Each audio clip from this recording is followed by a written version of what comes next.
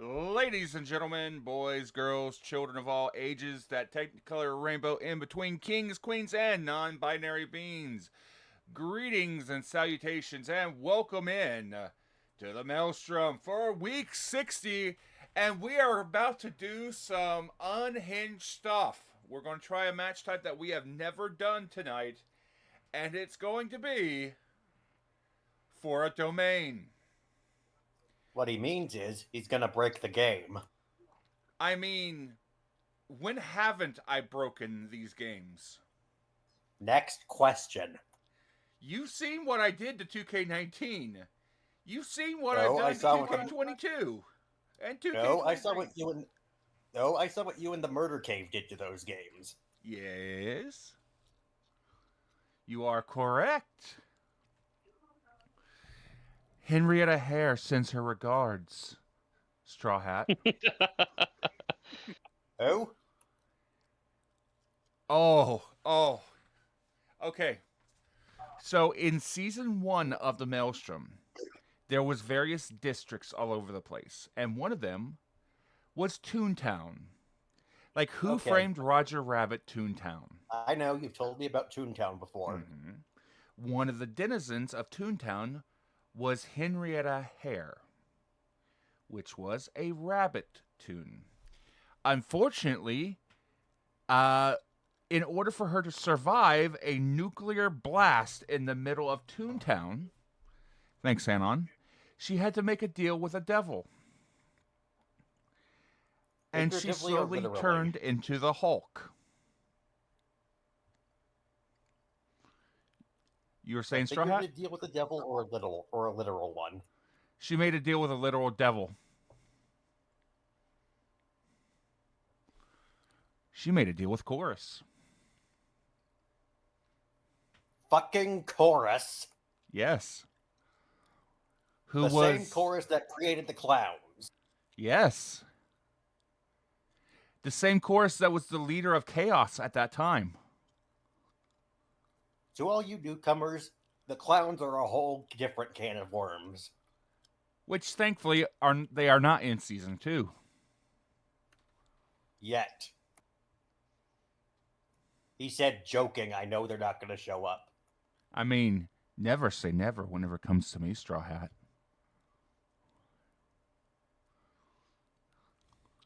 The more you talk about it, the more likely, well, you know.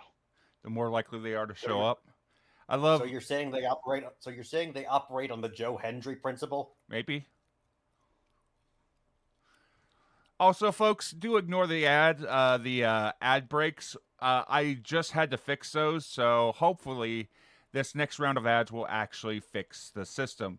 We had a little bit of an interruption during the finale of Candlekeep not too long ago when I turned off ads, and I had to fix them back. But that being said, I think it's about time we get some wrestling going, don't y'all?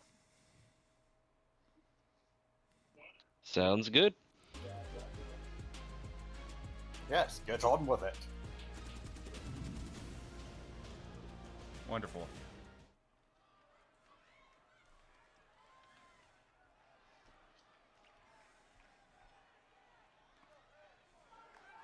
Oh, good. I'm still Thalros.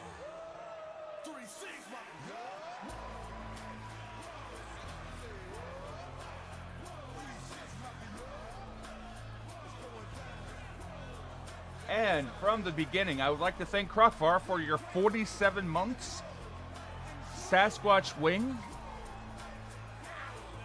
coming out of the air with a raiding party of 2, and Lady Catherine Faye Queen for 41 months for a total of 52 months total, 41 months in a row, saying the Unseelie will forever have your back. Remember, whatever you need, whisper into the cold, and we will be there. All hail the Queen.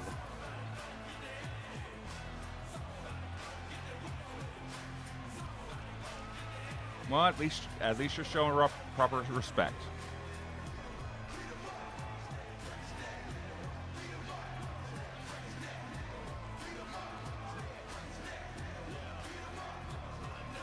Yo, Matrix, what's up, my dude?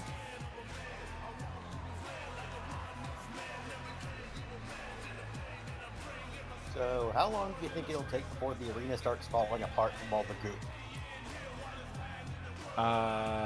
What's going on with Goo?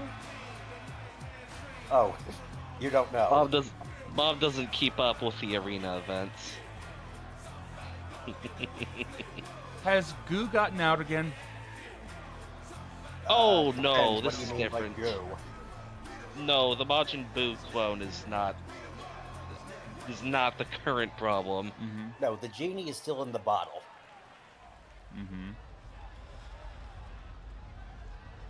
What is happening, however, is all the accumulated negative emotions and strife that has been building up in the arena over the past year or so has finally burst, and the dead are coming back to haunt the living. Also, they kidnapped Stu. I guess you could look at them like I guess you could call them unversed in a way. They're manifested negative emotions. So it's basically a culmination of the event we've been running since Halloween. Yeah, Yes. that event's still going. It hasn't quite resolved yet. I suggested giving the Maelstrom the subtitle "The Long Halloween" until it did resolve.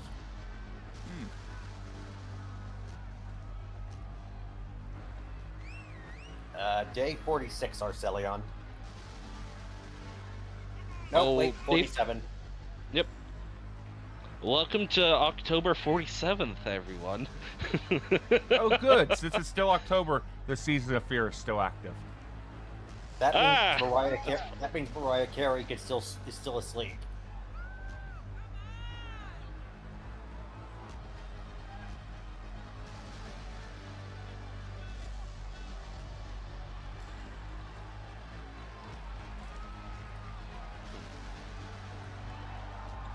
Okay, looks like we're on an ad break.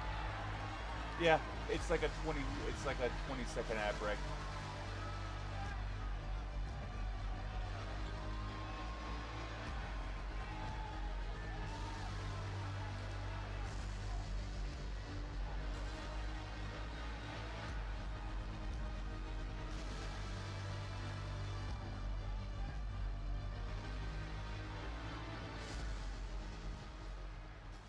But yeah, as I was saying, the current state of the event is more side rooms in the arena are beginning to collapse. The safety of the balance locker room has been compromised. However, a group has just entered into the final portrait. Well, not yet, anyway.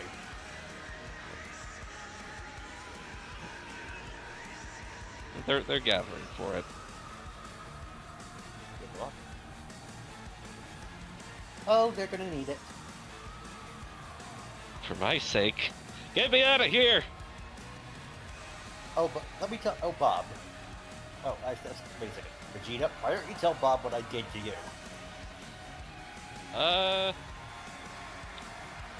so to avoid getting into spoilers, I'll just say my character has not been pulled out of roleplay.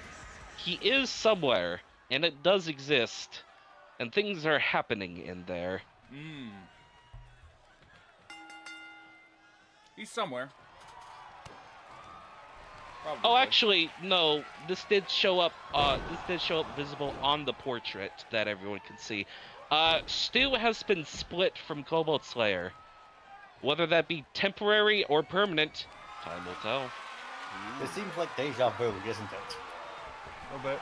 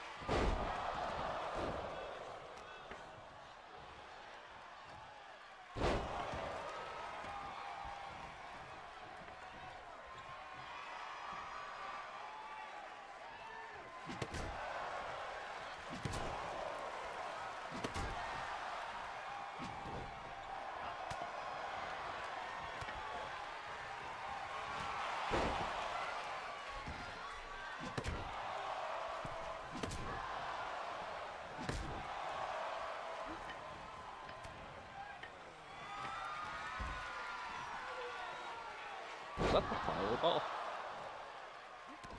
I believe so. And for those curious, this batch of Total Domin, Gravy, and Zator. So for those curious, this week's batch of trinkets are all winter themed. Oh, you said batch. I thought you said match. Nope. The batch of trinkets this week is winter themed. Stupid ears. Don't mind if I do. Vegeta, you find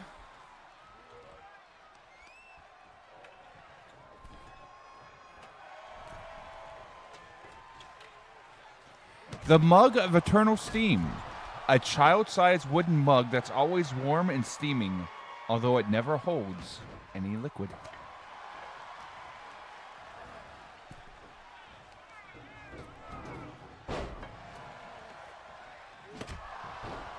Oh, well, that'll be nice for the wintry landscape that we're currently in. Mm-hmm.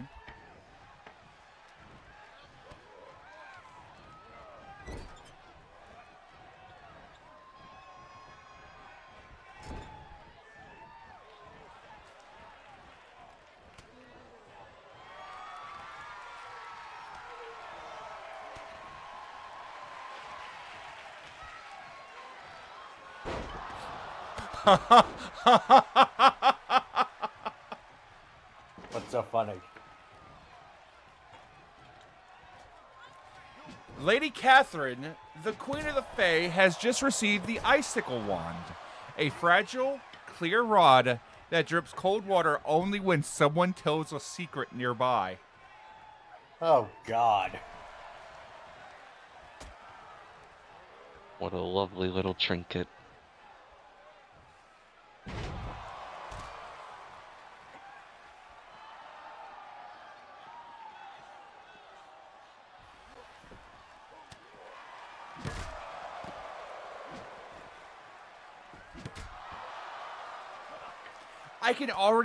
I already know what she's going to do with it.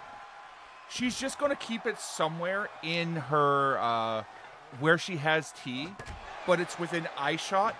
So while she's having a conversation with somebody, she can see if that wand drips water. when she's talking to somebody. Like a lie detector? Well, it drips whenever someone tells a secret. In principle, I mean. Mm-hmm.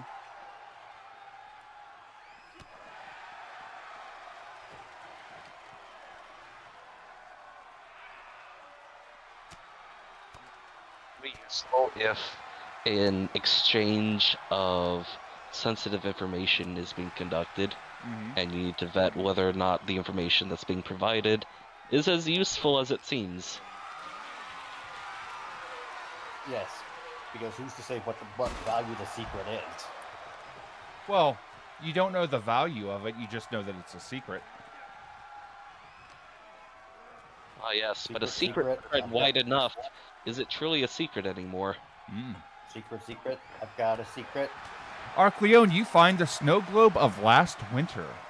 A small globe filled with glittering snow that shows the image of a cozy cabin each time it's shaken, but never the same cabin twice. Well, that's creepy.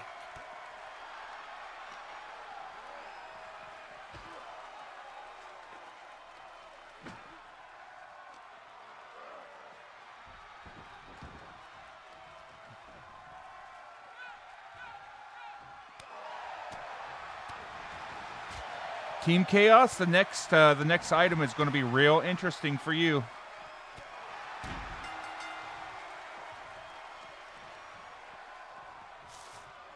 Oh, good. Let me just snatch that right out of the puzzle. I'm kidding.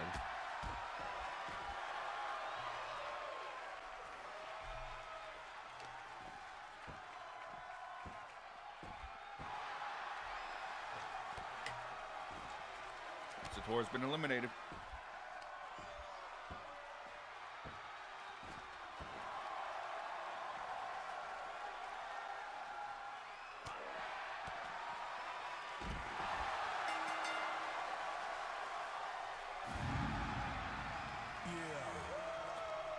Gravy takes it. Interesting. Gravy.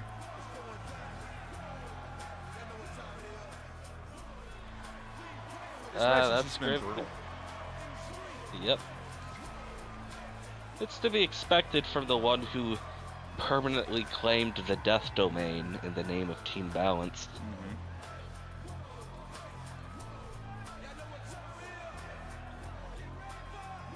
But will there be somebody claiming a domain later tonight?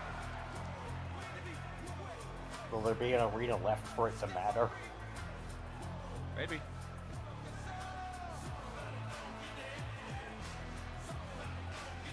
And I see that the spirits of the dead are trying to act as a cape of billowing for Gravy's vest. That was pretty great. Speaking of the dead,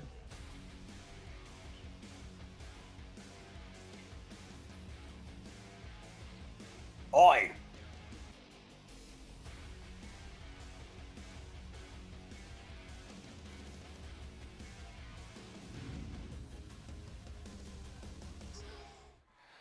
let's see.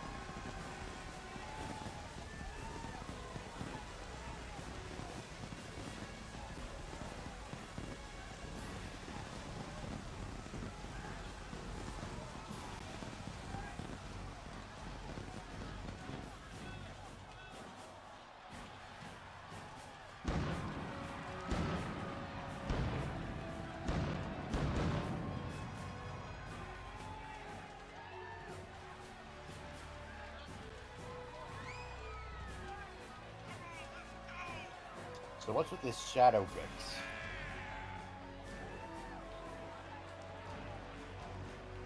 Vegeta, would you like to explain? Sure. I don't know the exact lore going on with him. However, this seems to be a copy of Viximrata that's been wandering the arena. In combat, it fights alongside Vix, but when things are not so violent, it seems to wander with a mind of its own.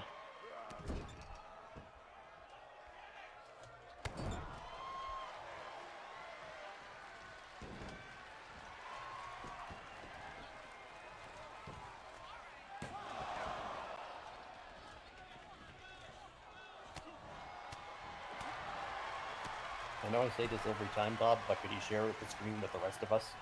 Absolutely, I will.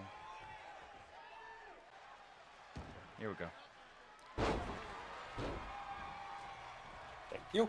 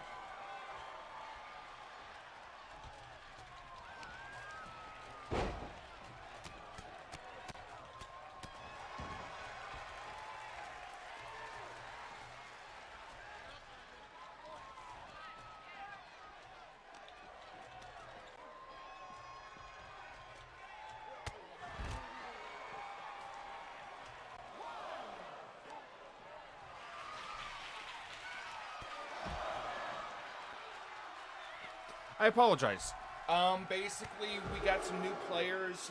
We've gotten some new players coming in over the last week or so, and the admin team, the RDM team, is basically introducing ourselves to each group that come in and giving them our basic pitch to see where they want to go for their starter area. Also, we are going to be, given that we have a mass influx of new people before long, we may be doing a second draft. And for those that are interested, the creation for 2K25 is now open, so if you want to be uploading your creations to 2K25 to get them ready to go, by all means, you can begin working on that and feel free to do so. So we can shift over to 2K25.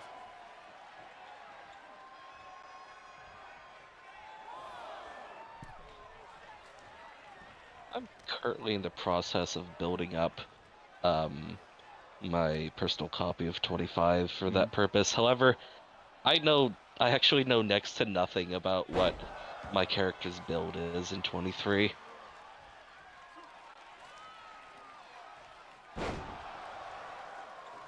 Well, I could help you out with that. Cool.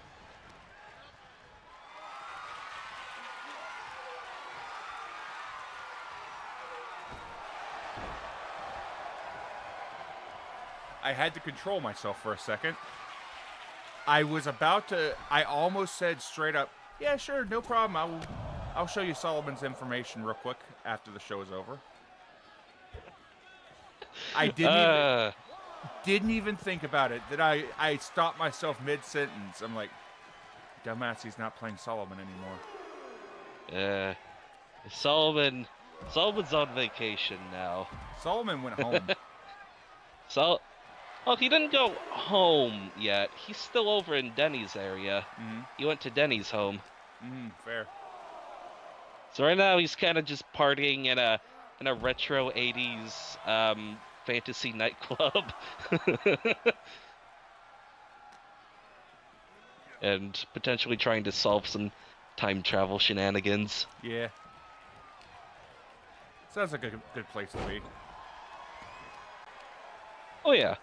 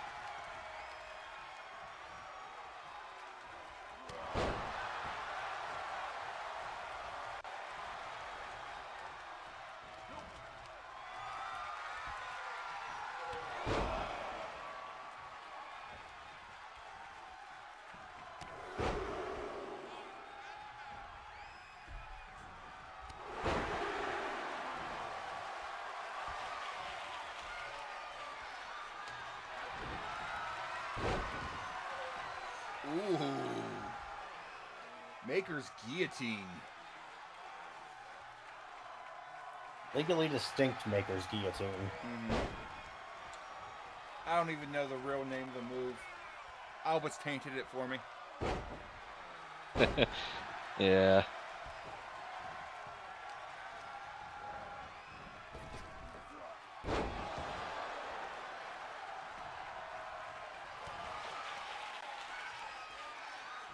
Nice. The Awari Death Glitch. Thank you, Manic Master. Dragon Slayer.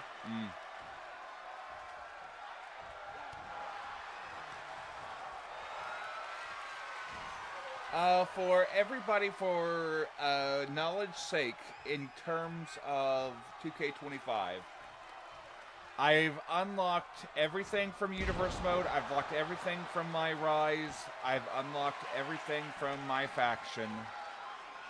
It's the card game. It's the card game that's the problem. That is my faction. Then my career mode, I'm fine with. It's my faction that's the problem. I've unlocked a bunch of stuff from there, but not everything. Yeah, my career can be annoying, especially considering you have to play it at least 3 times. 4. Yeah. My career or my Rise? Rise. Okay. It's the same thing, basically. Yeah. Like, I did it 4 times. I did 1 heal, 3 face.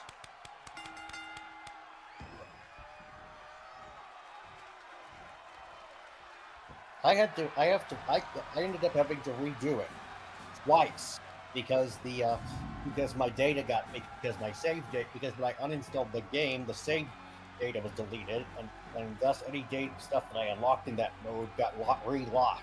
Oof.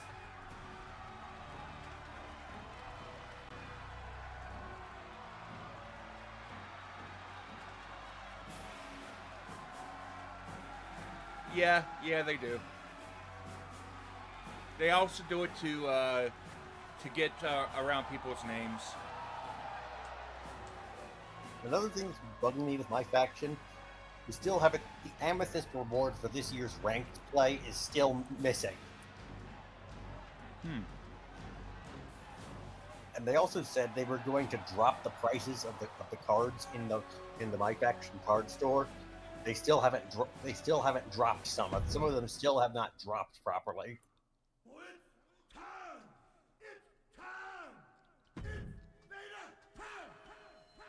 I refuse to actively spend any money on my faction. Or as we call it, my faction. I've been collecting some of the Persona cards on my faction, but it's strictly free to play for me. Yeah.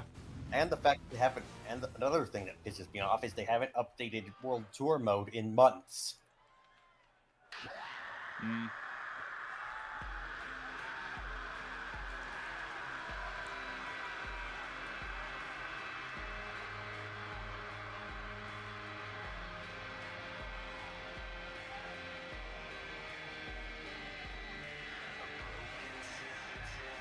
Alpha, why? Don't do that. People got better Oh, look things. at that! No, no. Oh, look at that! It's Show Bob o'clock. It is not Shield Bob o'clock. There are better things for people to throw money at than me.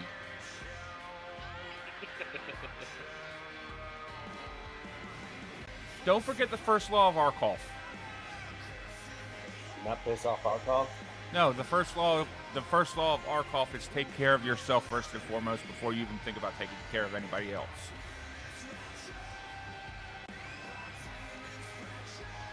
Of course. Not to be confused with the first law of probate. Do not talk about probate. No, the first law of probate is don't ask where the money comes from.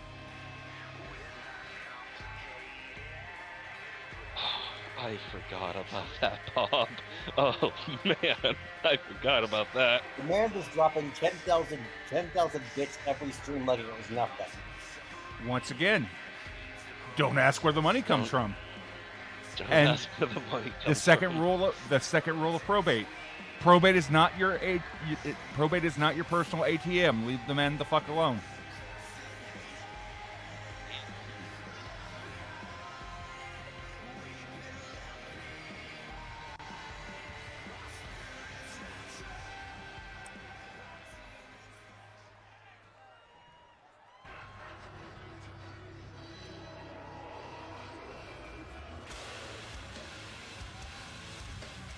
Hey, Rosso.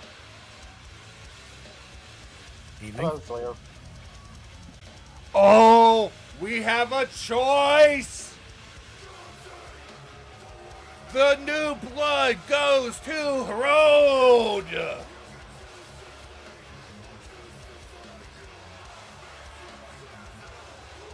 Well, I guess that's the road less traveled. Well, I guess we're going to the road more traveled now.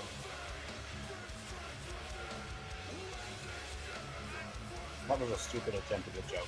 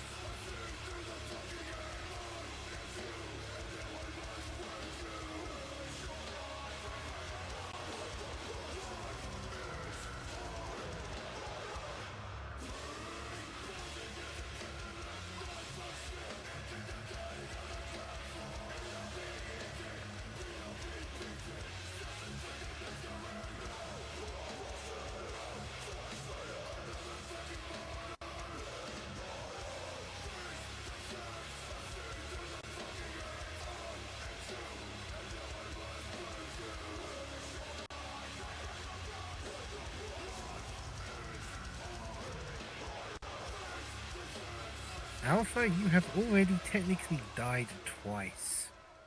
And you've come back twice.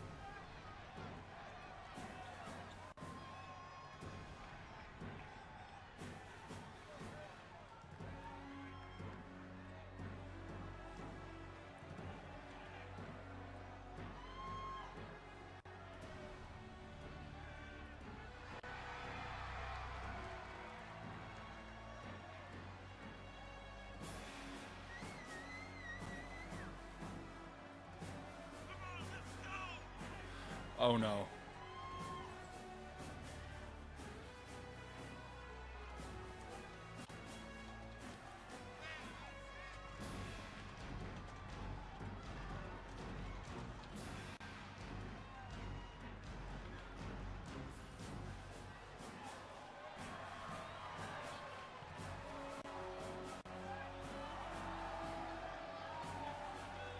Oh no. Yo, we got a second straw hat.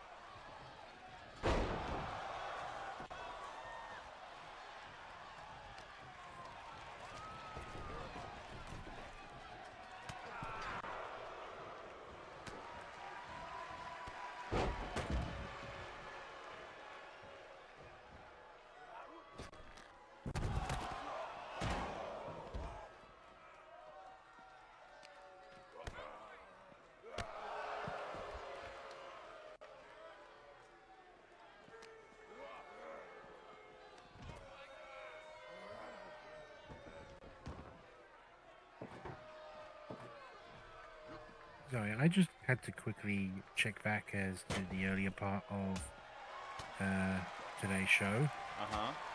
Versus Zator's match. I'm kind of glad that it was Gravy that did it for him. Yeah.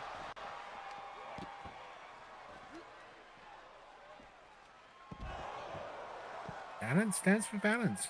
I can respect that.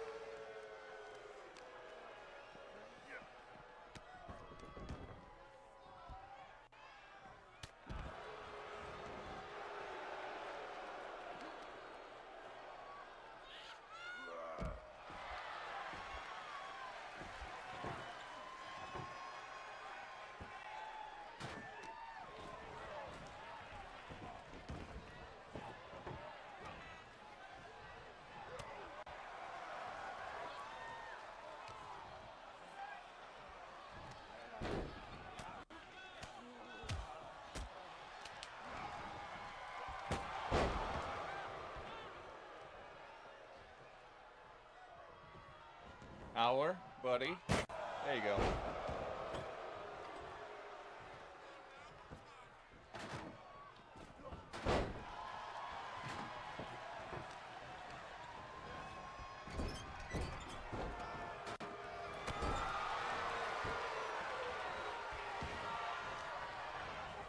Man, everybody's getting wood in this match.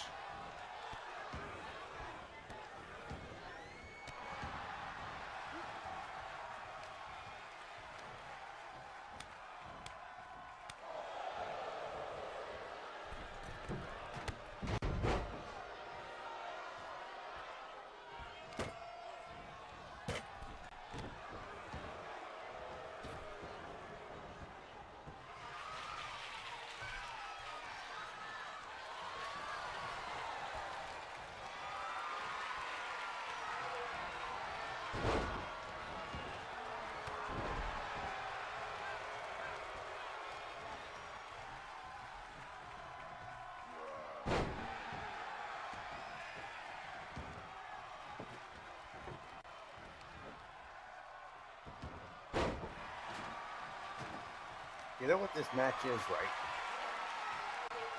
What's that? It's a hoss fight. I can see that. No, it's a car fight. Car fight? They were recently in the car portrait, weren't they? Oh, car. Yes. Yep.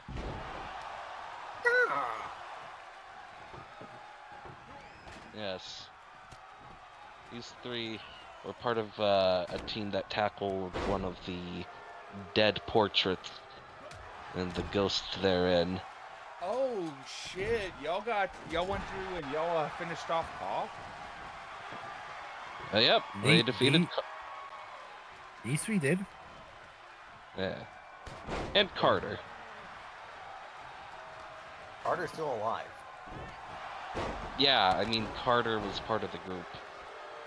So I gotta know, who from the cast was playing the current Resistance members, and who was playing the new Resistance members? Oh, in the portrait? Uh-huh.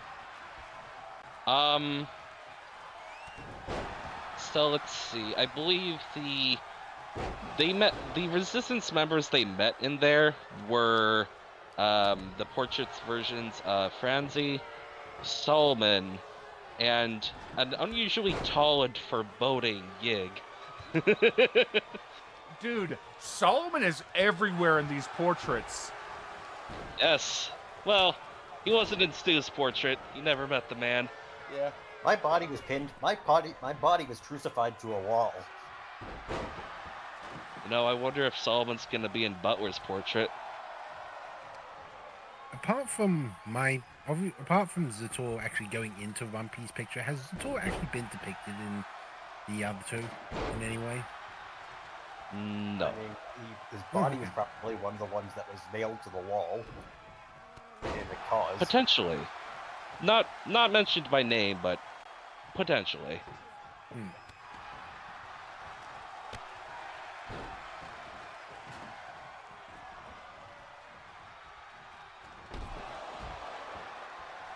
Oh, and Bob, if you're looking at all these paintings, have you noticed the one constant? I haven't. I've been keeping an eye on it now and again, but I haven't been like paying super attention to the arena events. Oh, The well, red look here, spectre that keeps appearing at the end. Look near the end of each portrait and see if you can figure it out. Gotcha.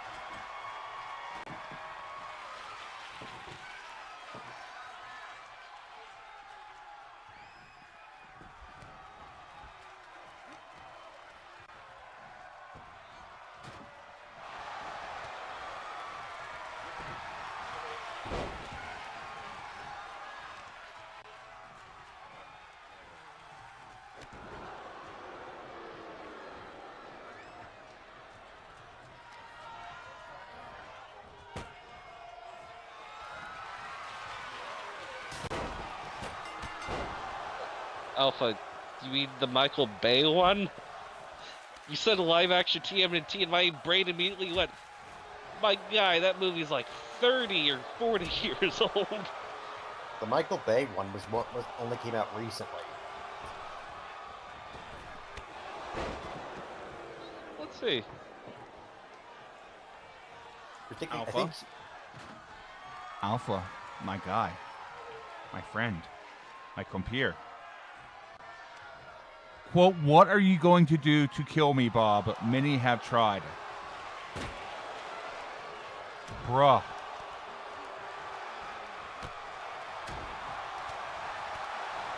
Do you know how many things I could do? yeah, that was one of the more recent ones. 2014 Michael Bay. Okay, Alpha. That was 11 years ago, my guy. Alpha, Tarrasque Queen. Astral Dreadnought.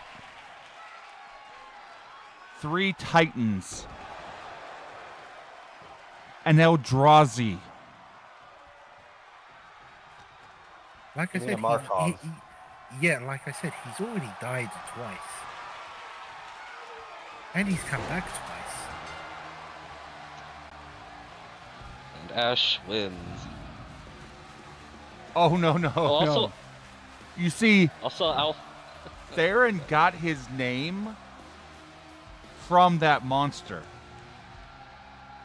You see, Theron Markov took the name of one of the most dangerous things that he can think of.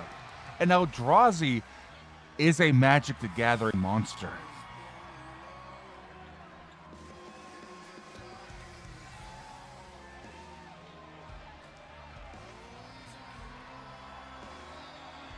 Also, aren't they releasing these super duper, like, 1990s live action TMNT movies, like, this year or something like that?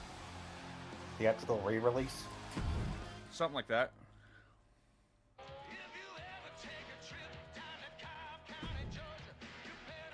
Hey, if it gives us an excuse to see Kevin Nash on the big screen again, I'm all for it. Nash? Yeah, he was Super Shredder. shit, he was Super Shredder? Hot damn. He got crushed by a bunch of wood. Casey Jones killed a guy. Casey Jones kills a lot of guys.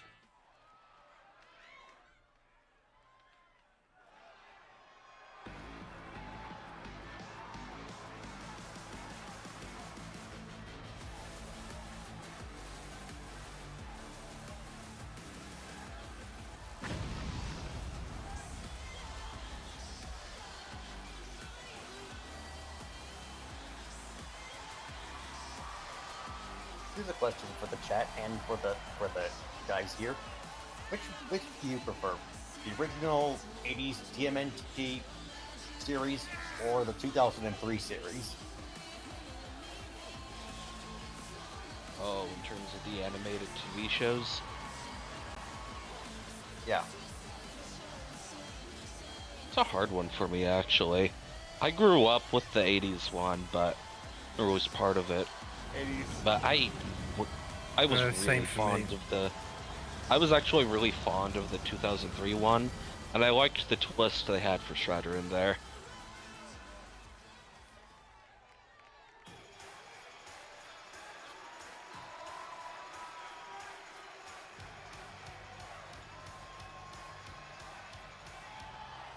I never didn't grow up in the 80s. I mean, I saw a few of the old episodes, but they weren't really my thing. Honestly, I prefer the 2003 version, even if it is for kids.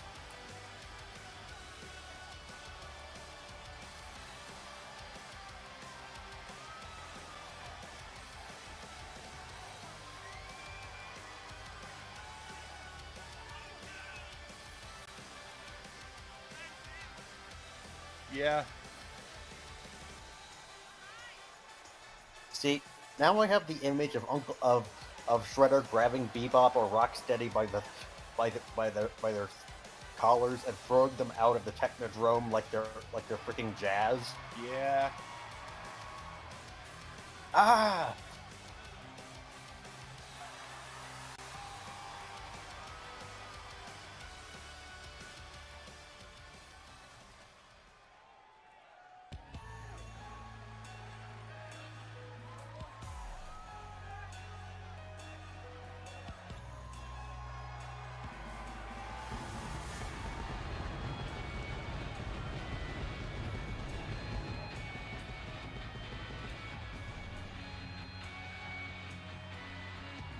No, James Avery was one of those, like, top tier, like, parental role models from back in the day. Like, one of those people that you could look up to, and, correct me if I'm wrong, but nothing bad ever came out about him. Oh yeah, I know who the other one is, but oh, that one didn't age well. Yeah, there was a bunch of them.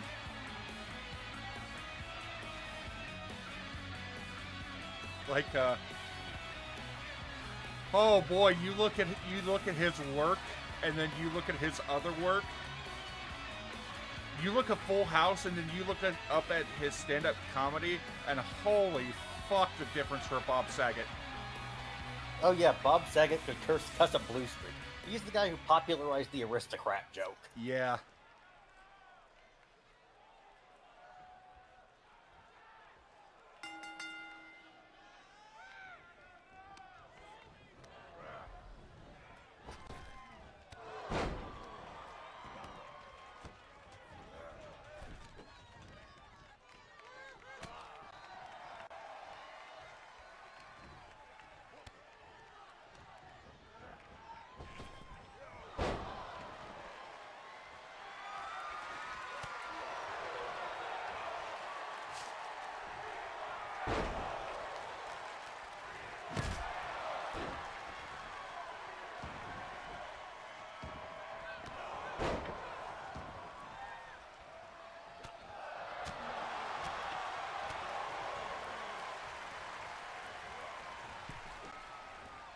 Okay, I got one for y'all. And I will allow you 6 choices for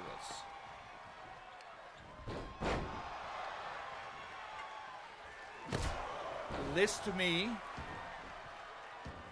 the 4 horsemen of positivity, the four horsemen of wholesomeness, the 4 horsemen of kindness. You are Mr. allowed Rogers. 6 choices.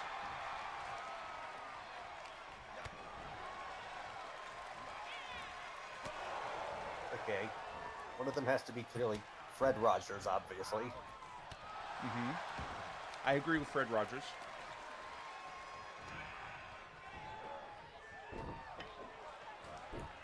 Robin Williams. Williams is a good choice.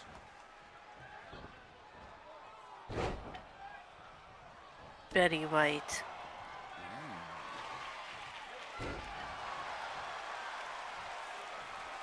There's a choice. Okay. All right.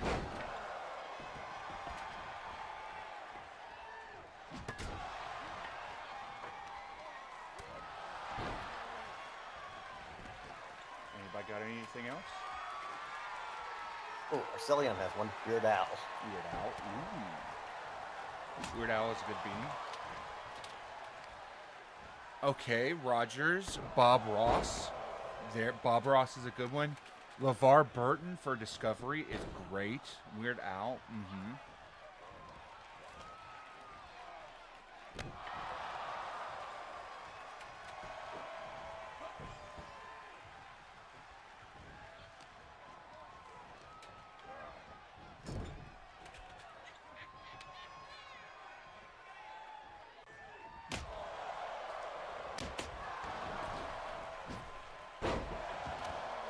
Big Bird.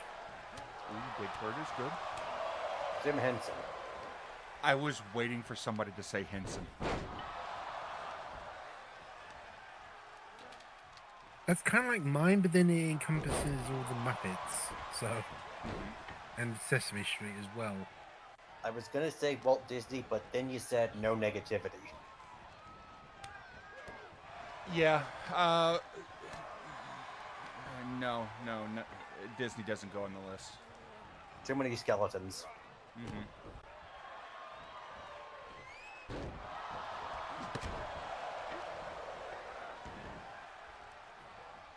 I'm gonna tell you a phrase, and you tell me who it belongs to. Right? Be kind to animals. Who on the list would have be kind to animals? Steve Irwin. Jack Hanna. Steve Irwin.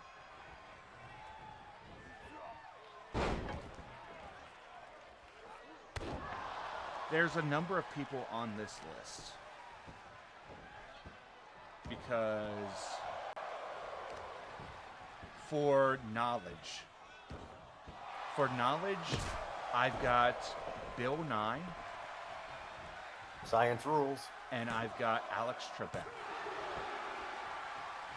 For teaching you how to love life, I've got Jim Henson. To love others and yourself, I've got Fred Rogers. To love nature, I've got Steve Irwin. For love, peace, and serenity, I've got Bob Ross. And finally, to love your imagination and to never let it die, I've got Stan Lee. But David Attenborough is a really good one to go along with Steve Irwin for Be Kind to the Earth.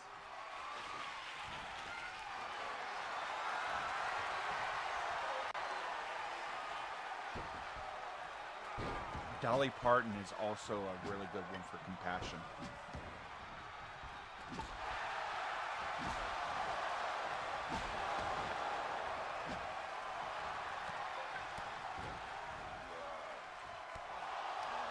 But there's also one that nobody's mentioned thus far, I think. There is a name that I'm kind of thinking of, but I'm kind of wondering if there's anything that's kind of excluding them. Stefan Karl Stefansson. He was number 1. I don't know that name. Robbie Rotten. Robbie Rotten. Oh, okay. I was thinking Schwarzenegger. No, too many skeletons. Schwarzenegger has some good points, but he's got a lot of skeletons. He's got a lot of darkness in his past. Was he a great inspiration for athletes? Sure, but was it? But as far as being a role model that you could be proud of, shaky ground.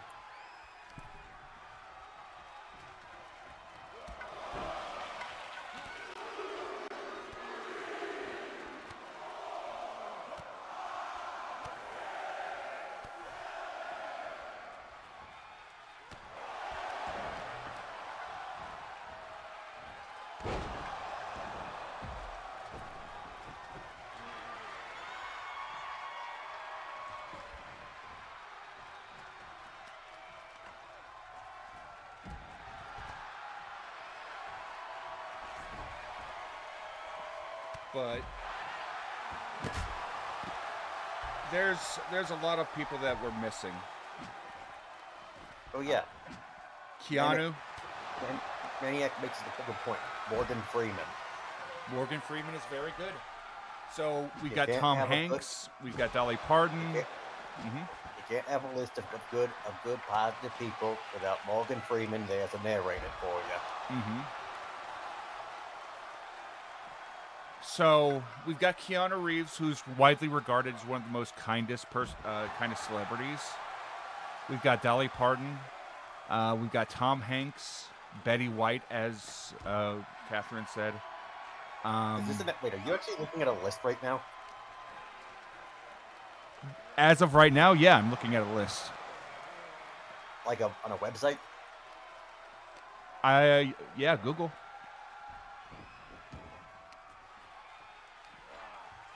No, I'm sharing the link. I just went to Google and I put in like top 10 wholesome famous people. Oh, I thought it was like a web article or something. No. Okay. I got one. Satoru Iwata. Ooh. Satoru Iwata, Nintendo. You gotta be careful with Nintendo. Because I'll put it to you like this. Do you know Nintendo's history? Yeah, they started off as a card company.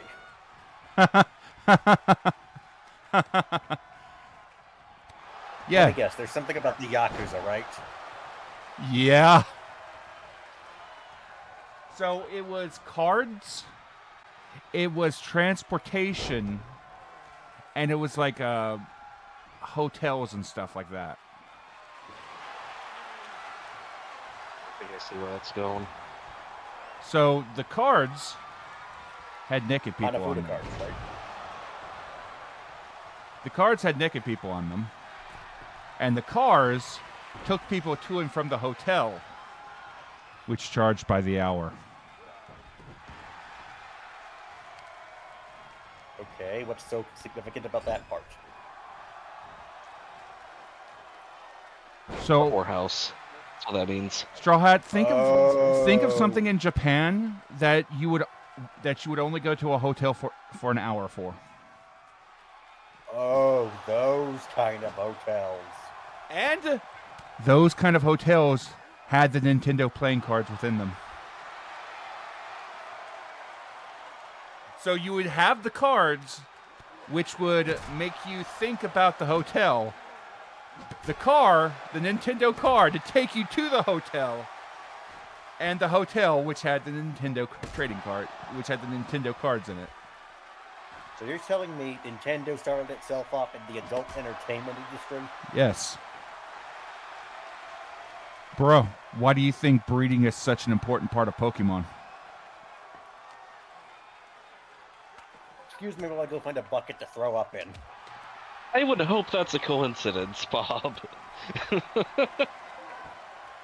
Considering they're animals, you know, it's a pretty common thing for raising animals.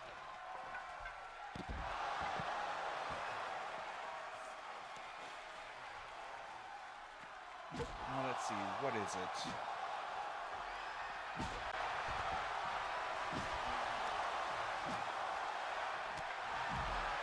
Well, if we're talking about Nintendo, could Shigeru Miyamoto get on that list?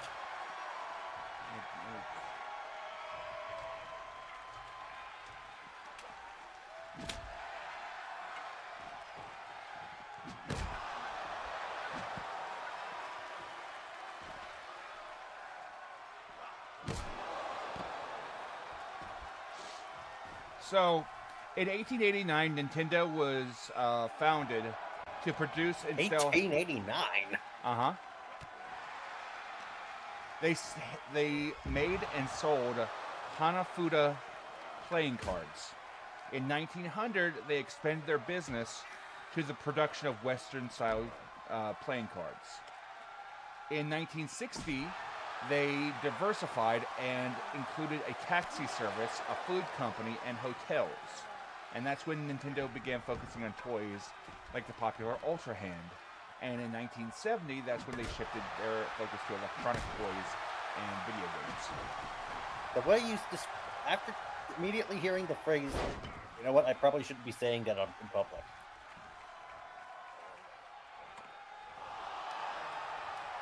That's a good idea. Hey, I'm gonna give you credit, dude. That right there is an act of using a filter. That is really, really good, especially coming from you. Well done. Good job, dude. Actually, wouldn't Sakurai be in that list as well? And being Middle-son, yeah.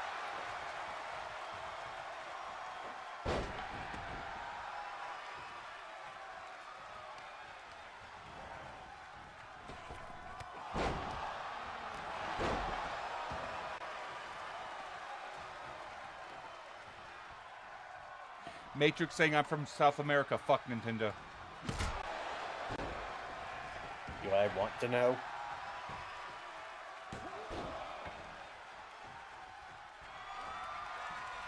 Actually, never mind. I probably don't need to know.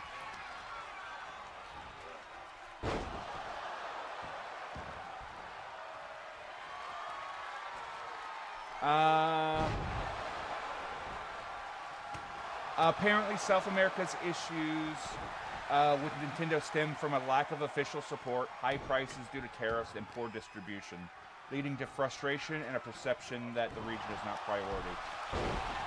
This includes limited access to the eShop, no official customer support, and expensive hardware and games that are often significantly more expensive than in other regions.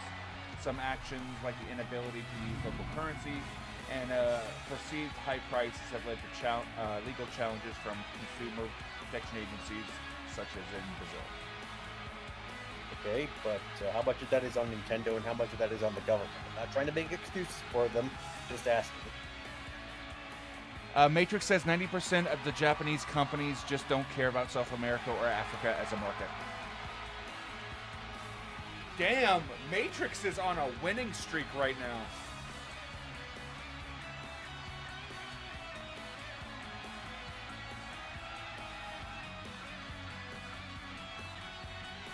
Dude, Matrix has been getting more and more brutal as time goes on.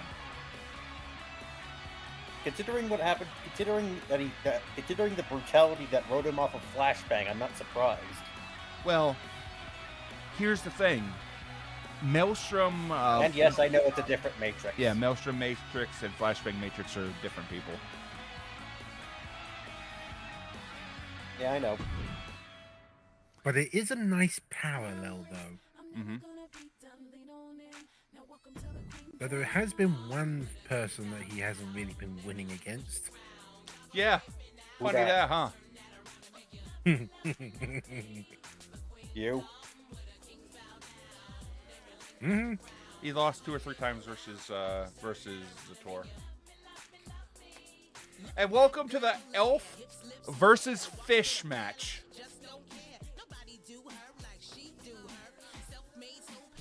You mean elf and fish versus elf and fish? Yes.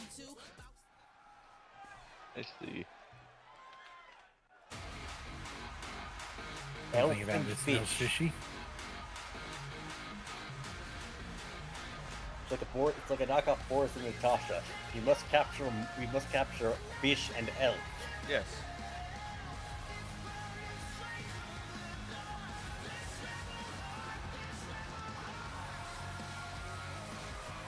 Also, Aaron's entrance goes harder than it should.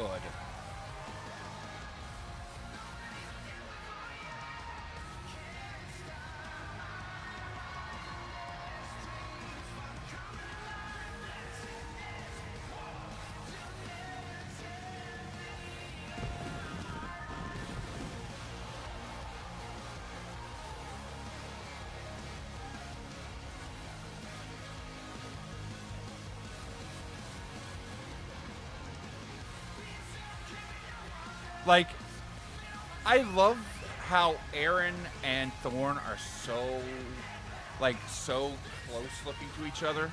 Like, I love that there are numerous people who came into season 2 with pairs in mind. Like the Thorns, the Leapers. Like, I love the planning that went into season 2. Lexi and Gravi. Yep. But then again, Paige and Manatee, they were linked up in season 1 too. That's fair. Then, not to mention the entire planning from the entire art team. Like, art just became Exvalia in season 2.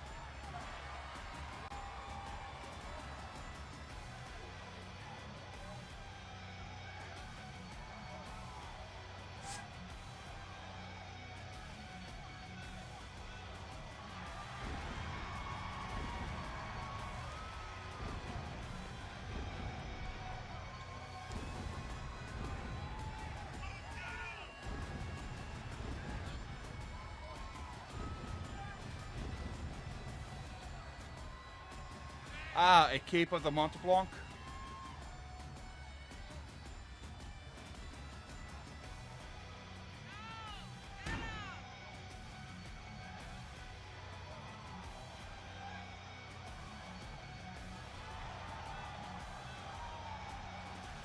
I love the Cape of the Mont Blanc.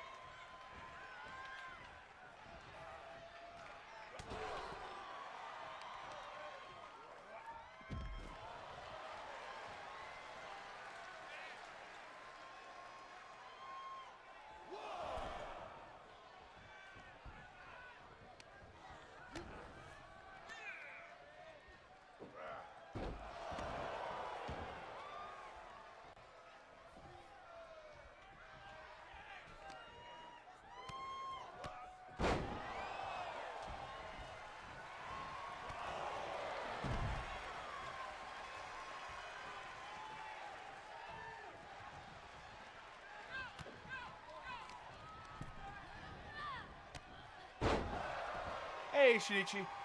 Alright, folks, poll is up. Get your gambling going.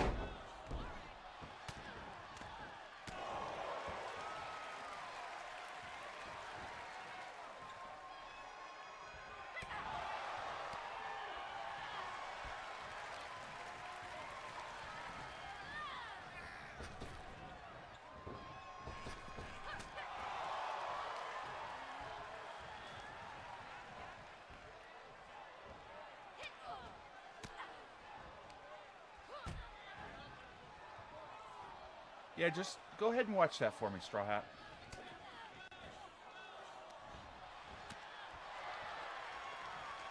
Have yourself a good one, Have yourself a good one, Manic Master. So who's going to get the pin? Is it going to be the elf going to get the pin or the fish that's going to get the pin?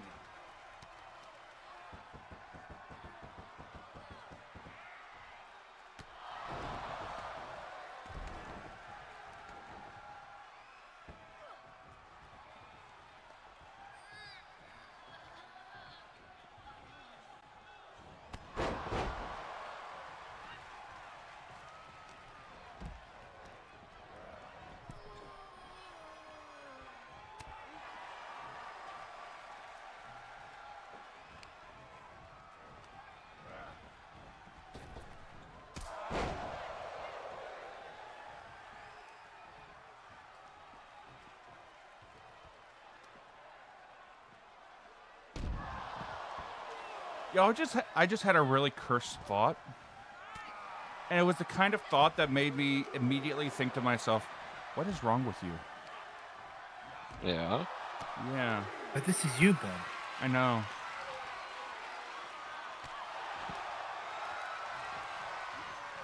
So the intrusive thought that popped into my head out of nowhere. Okay, Bob, what you really need to do right now is take 2 packages of Pop-Tarts, crumble them up, put them into a bottle, and then fill the rest of the bottle with eggnog. Put it in the fridge and leave it for 2 days. Why don't you just blend it Oh. with the eggnog? Dude, I have no idea what in the hell made me think that. Yeah, I don't know about that. It just sounds like a recipe for soggy Pop-Tarts, but, you know, using Pop-Tarts as dippers for eggnog sounds interesting, though. Sasquatch out here asking the real questions. What flavor Pop-Tart, though? One of the cinnamon Pop-Tarts, I imagine.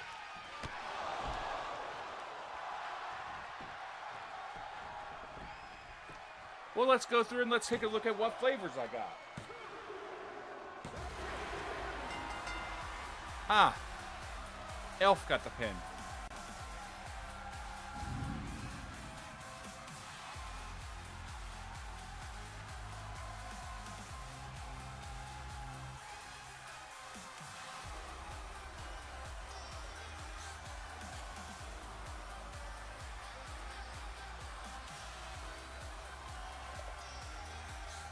I will answer that question when we come back from break.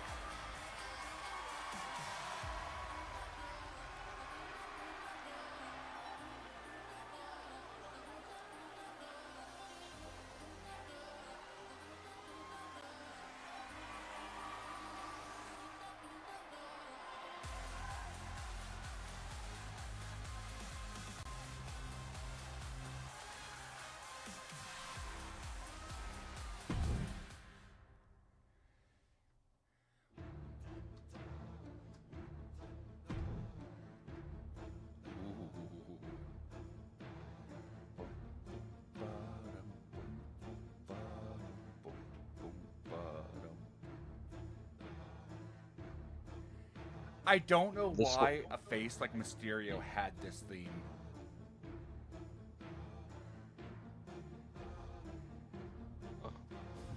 I don't know either. Like, this was like WCW Mysterio. Like, that was such a heel theme. Yeah.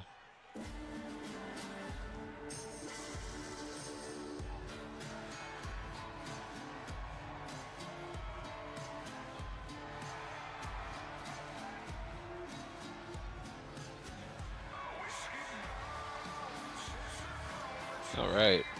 First we got Erza. Erza's been itching for a hardcore fight for a long time. Well, death matches are in his blood, right? Mm-hmm.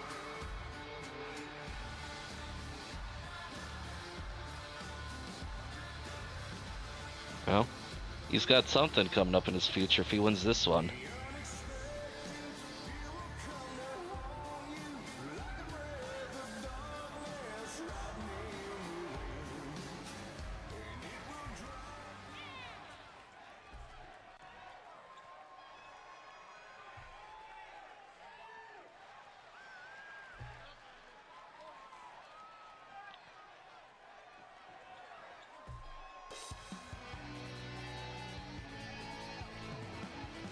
Look, Kitty. Whose grandmother might want him to have a powerful Fey godmother? So, Sasquatch had a question saying, what flavor of Pop-Tart? I don't know. Let's take a look at what I got. S'mores. Cookies and cream. S'mores. Chocolate fudge.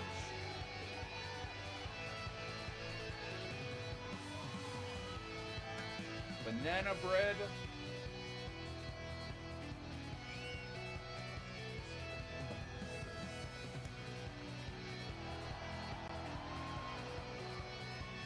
Strawberry milkshake. Let's see. Cinnamon roll.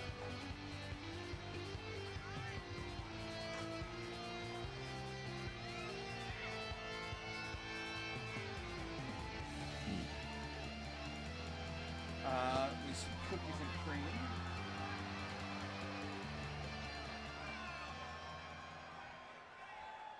And Girl Scouts. Oh, the coconut one? Yeah, coconut caramel. Yeah, that's good. I found them like $2 a box at Food Lane, so I bought a bunch of them. Mm-hmm. Because they're super cheap breakfast.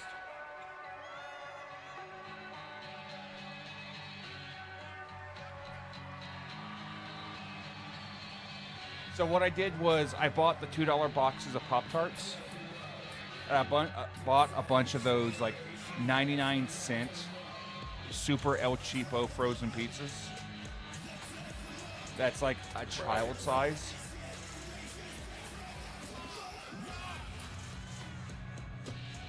Right, yeah. We call them personal size or whatever. And that's my breakfast and my lunch. Real talk, the buffalo chicken is kind of cooked. It's kind of fire. Well, I would hope it's fully cooked. I mean, you say that I've eaten one of those personalized pizzas frozen before. Well, yeah, but they're pre-cooked. Yeah. I made sure it was like the pepperoni and the sausage one. Mm. You know, when there's no power and you're hungry, you gotta do something. That's fair.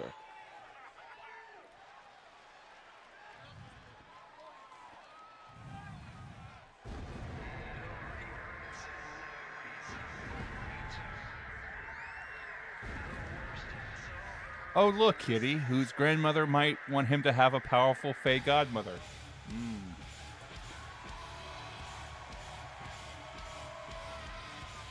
Oh, we don't know.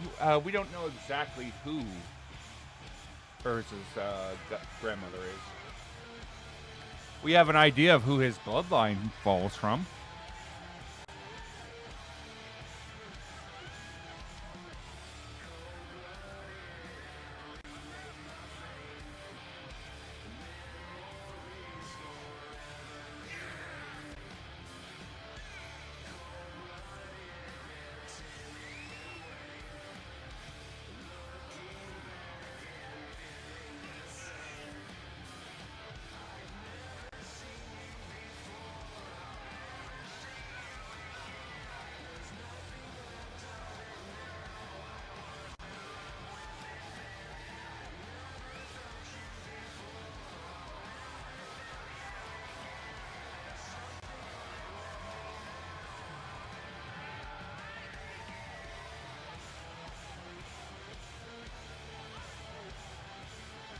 Couple of Slayers being a little extra today, I see. Yeah.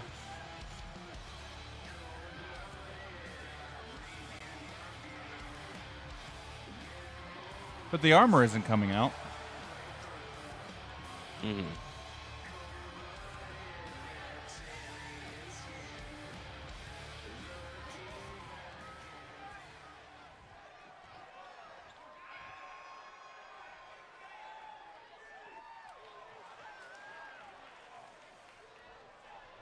And the best part, Sigma was just a playoff of Mr. Enigma.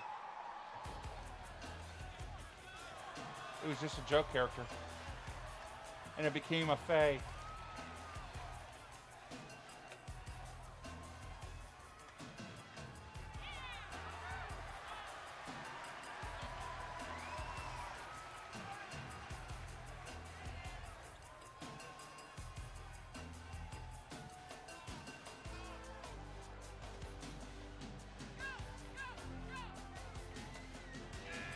Also, I'm going to tell you right now, Straw Hat, if you were in season 1, I know you would have gone after the Shonen Spirit Championship. I know that you would have fought for it like every other week. You would have had One Piece as your effect, and I would have rolled a random devil fruit as your special power.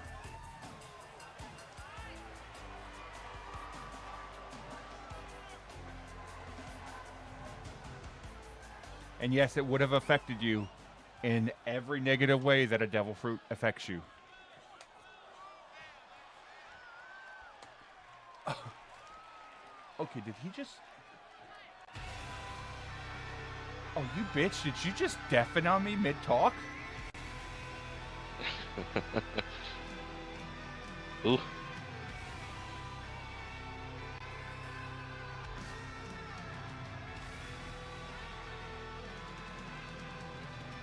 Okay.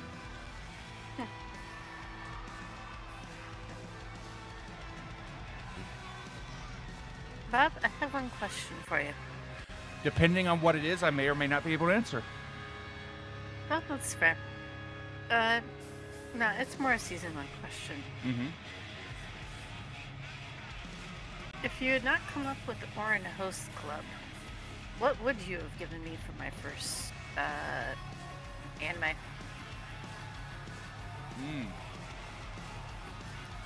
It probably would have been something that would have either focused on the Fae or focused on, like, something incredibly cold.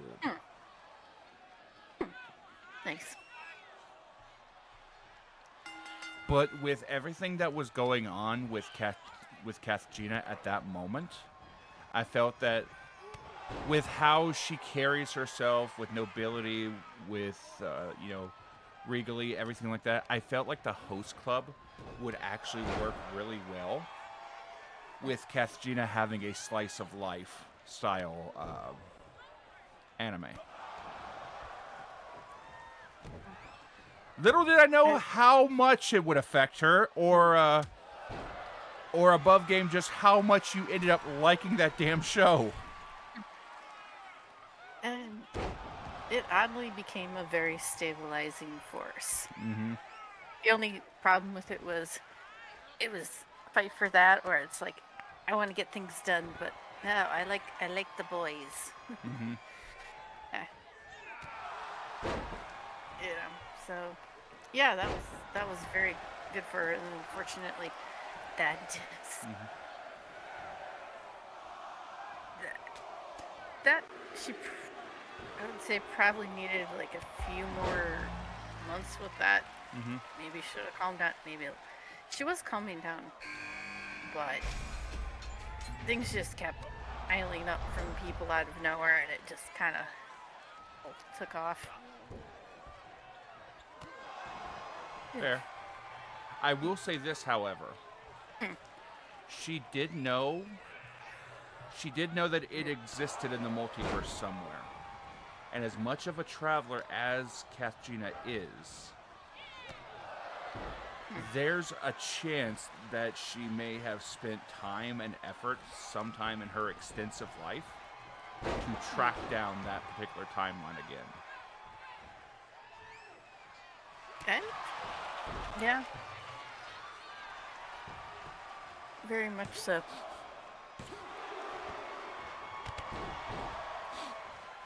I just had a thought. Kathjina telling Roman and Jackie that she's taking them on a holiday and going to the host club, and they are just so out of place. Like these two giant hulking men in a room full of twinks. That'd be different. Very different. I mean, I wouldn't say no. One doesn't simply say no to the Queen's requests, but I'm sure it'd be fun. Just that look between That'd be Roman and Jackie, like, what the fuck are we doing here? I feel like if I sneeze the wrong way, they break. Fair should probably find them a nice hot spring area. Like, while showing them around the whole place.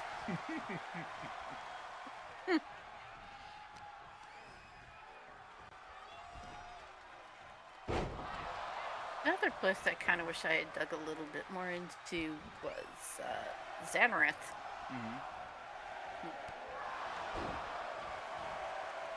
But no, I did feel some accomplishment in the fact that I fixed it. That made me feel good. Because I really liked Lulu. Well, Xanaris is an actual place in an actual video game. I looked that up when you told me the name, Bob. I went, wait, oh, this is kind of interesting. Basically, what you did So yeah, was you went through with an actual in-video game quest. I believe, what was it? You basically did the quest line to get to the city, and I think you did the first part of, like, the Fairy Godmother quest.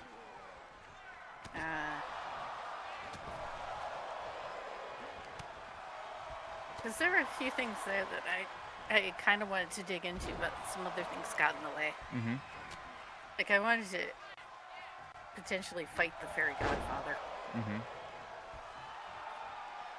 Yeah, the Fairy Godfather's a bitch. He's a mafiosa. I ought to kick his butt. Actually, let me take a look at this. If I remember right. It has been a while since I've looked that up.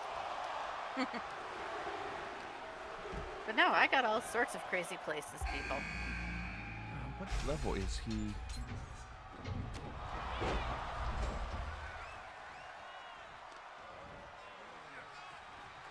Well, if he'd been dumb enough to get in the way when I had a cadre of people with me, he would have been dead. The main man don't take no Snapple or apple.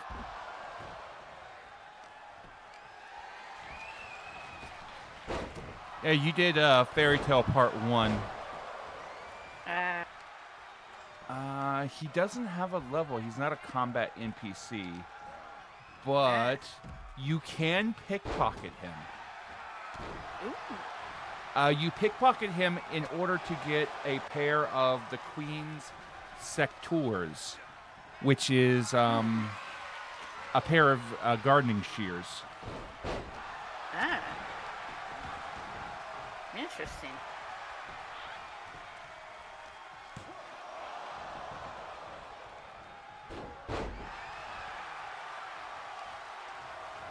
Basically, he's basically a the fairy mafia. He's based on Marlon Brando and Godfather. Oh, neat. His examine line is literally, "I'm gonna make him an offer he can't refuse." Nice. No, I think I would have had fun with that. I think since Lulu came back, you did eventually get rid of the Fairy Godfather. That'll show him. Because he was basically ruling Xanaris while Lulu was incapacitated.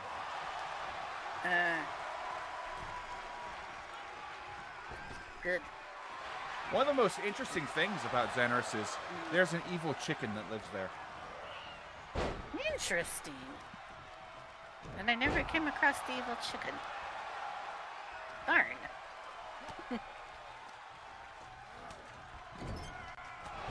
Yeah, their lair is inside of Xanaris. Fair enough. No, I did like how my work there did create a well appreciated, shall we say, alliance for a certain someone. So Words the of evil stars. chicken is level 159, and it lives Oh, in a lair man. full of level 227 black dragons. Whoa! Oh, there's a fight. Granted, this is in-game levels, not Mm. D&D levels. Okay, fair. Oh, that sounds pretty... like a pretty intense fight. Nice.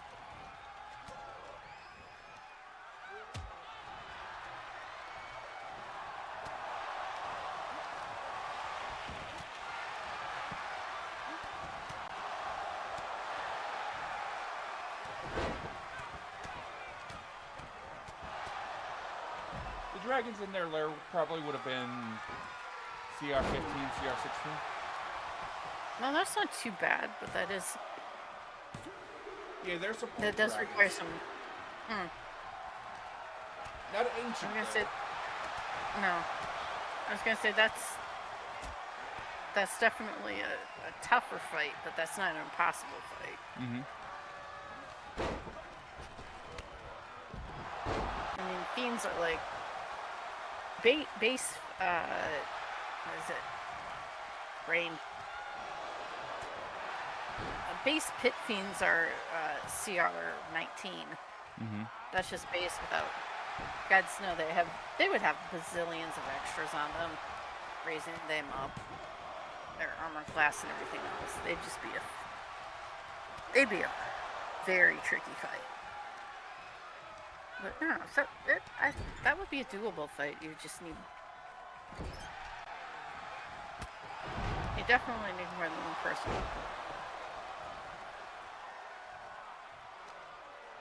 Probably 6 to be comfortable. Has Simon told you about his Gator Man? I don't think so. For the record, the highest level character in the highest level fightable monster in that game is 1563. And you're fighting them at level, like, at most, 150, 160. Jeez.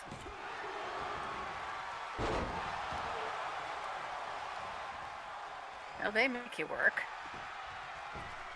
You have to have planning, and you have to have gear Oh, yeah. and people, because there Yeah, are that's raid a bosses in that strategical game. fight.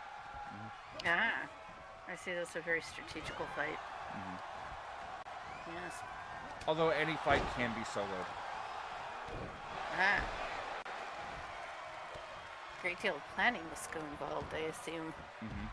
Back when I was playing the game, I would take low to medium tier raid bosses by myself. Ah, nice.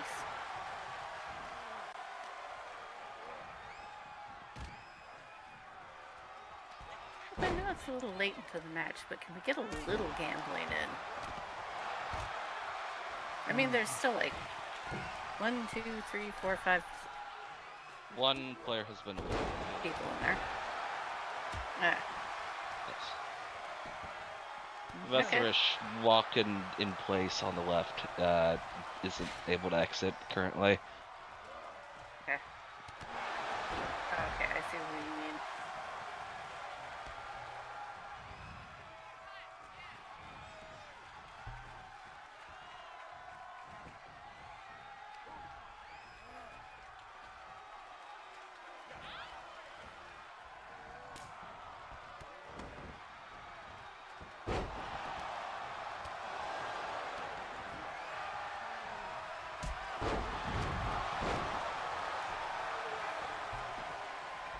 Behold, gambling, you have 2 minutes. Alrighty. Oh, Marcus got green.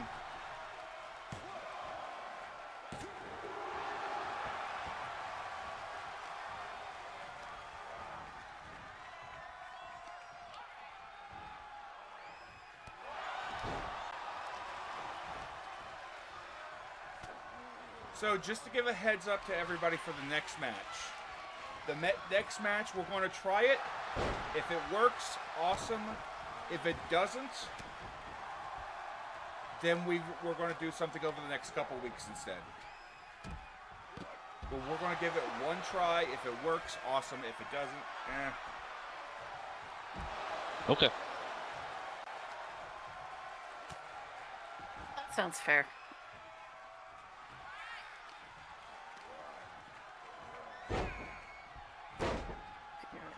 Cookie dough. Oh darn.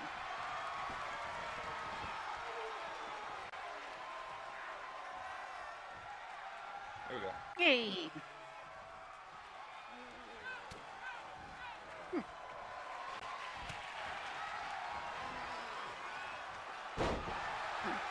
So potentially, other than the evil chicken Bob, who else could I? Let's see.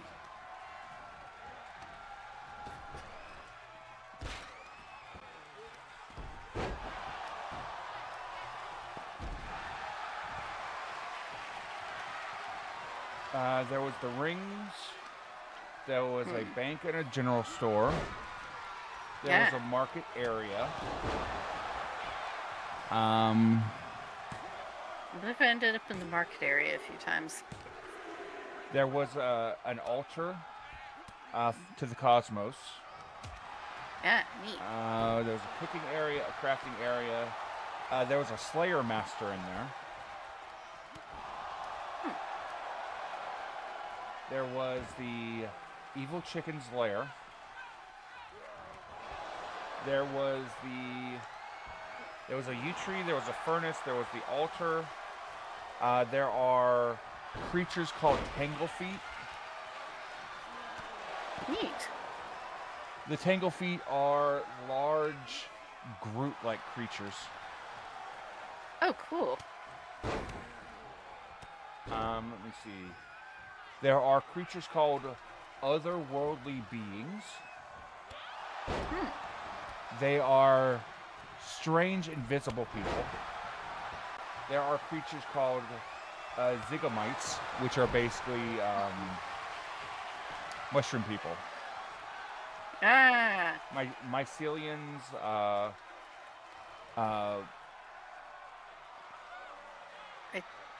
think we might have murdered a bunch of the mitochondria. Well, Aiden would have. they're just normal cows. For the residents, there was Lulu. There was a fairy godfather. There was Slim Louie, who was a henchman of the fairy godfather. There was Fat Rocco. There was a fairy Nuff, which was a nurse. There was Erika, who teaches people about implings. There was a coordinator, which sends proper fairies on their way. There was Fairy Fix-It, who was the repairman for the fairy rings. There was a fairy chef, a fairy shopkeeper, a fairy shop assistant, a gatekeeper. Then the shopkeepers was Jukat, Irksel, Landerwin.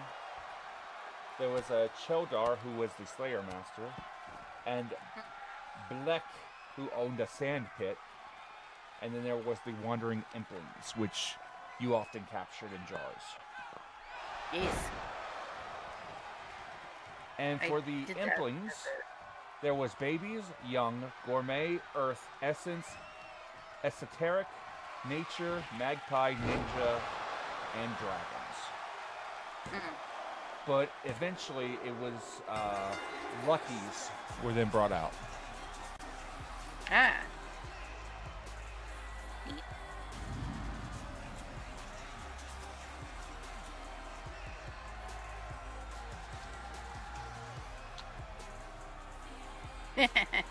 No one thought. And we have our winner, Marcus Allister. And no one wins. Oh shit. Why do I see dummies and disasters following in my chat? Tart?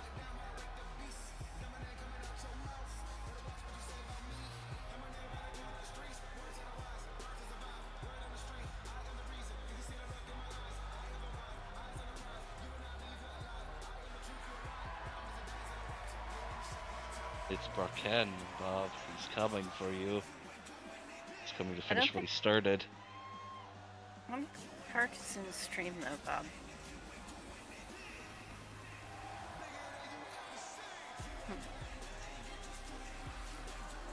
Tard, don't you do it.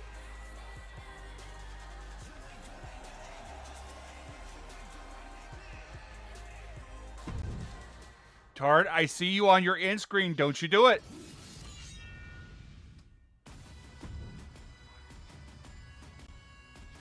So we know who's going to be in there now. It looks like it's Aaron, Cocytus, Franz, Hilbo, Kobold, Lucius, the Grunch, Mithril, Tariel, Vesh, Ash, Cooper, Gravy, Howler, Kodal, Leonel, Minuano, Nicholas, Thorn, Zator, Bastion, Butler, Urza, Goosler, Caw, Croquet, Linkshi, Miska, Aura, Van Theo, and Moral. Here's your lineup, folks. Place your bets. Oh, Are we jeez. betting on whether or not it crashes? You know That's what? a fair bet. You know what?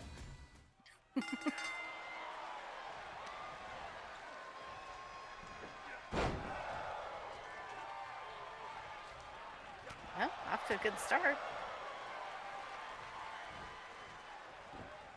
Alpha, it's a rumble.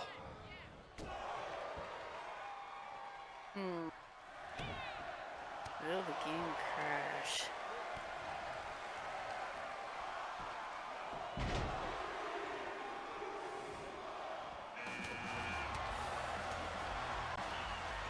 Yeah. No, wait, this is 25. 25's gotten better, but you know what? How are we supposed to vote? Simple. Will the game crash? Yes or no? You know what? If someone who isn't on the team wins, that's just going to make things more interesting, isn't it? Because whoever gets the win gets the domain. So that means the three teams are going to enter a bidding war. Fun.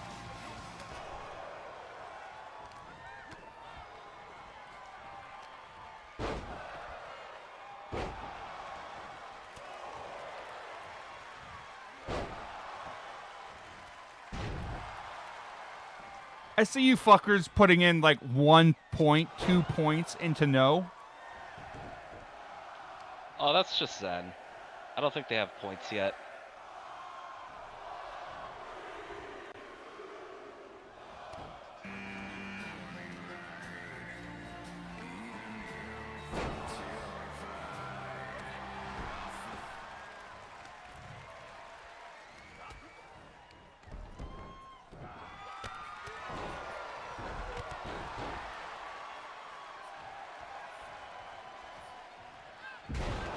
Yeah, no, it's Zen. Zen put the 10 points into no.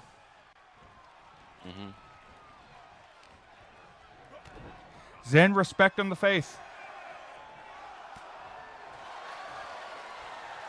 Honestly, it's going to depend on how quick the eliminations go. Oh, somebody came in with some points. Oh, nice. Arcalion. Oh dear. Arcalion has much faith in this.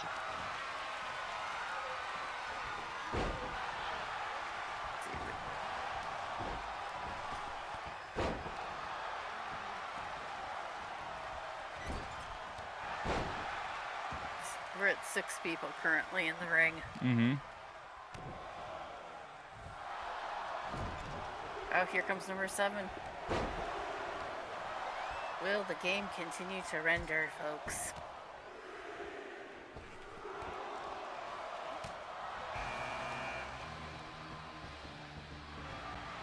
See, what I'm curious about is whether the game will be able to process what it's supposed to do what it's supposed to do after we have 8 people in the ring. That's what I said. It's gonna depend on the eliminations. Because I know 25, from what I've heard, is a little bit better with that. By far, but... the other ones are still a little clunky. Voting ends in less than a minute. If it crashes, people are going to get paid. Got it now.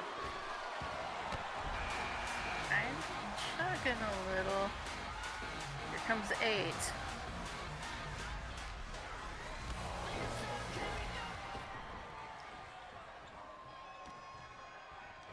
Oh, fuck. I knew y'all Darn. was coming. Yo, what's up, dummies and disasters? Hello. I'm turning off the live stream. There.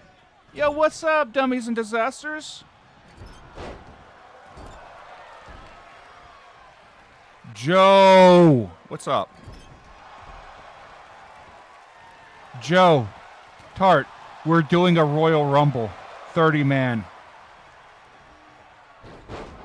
We're tempting fates over here.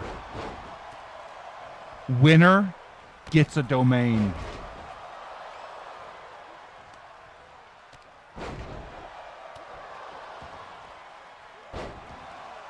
Oh shit. Shit, really? Hold up, Joe. Is that true? Was yesterday your birthday?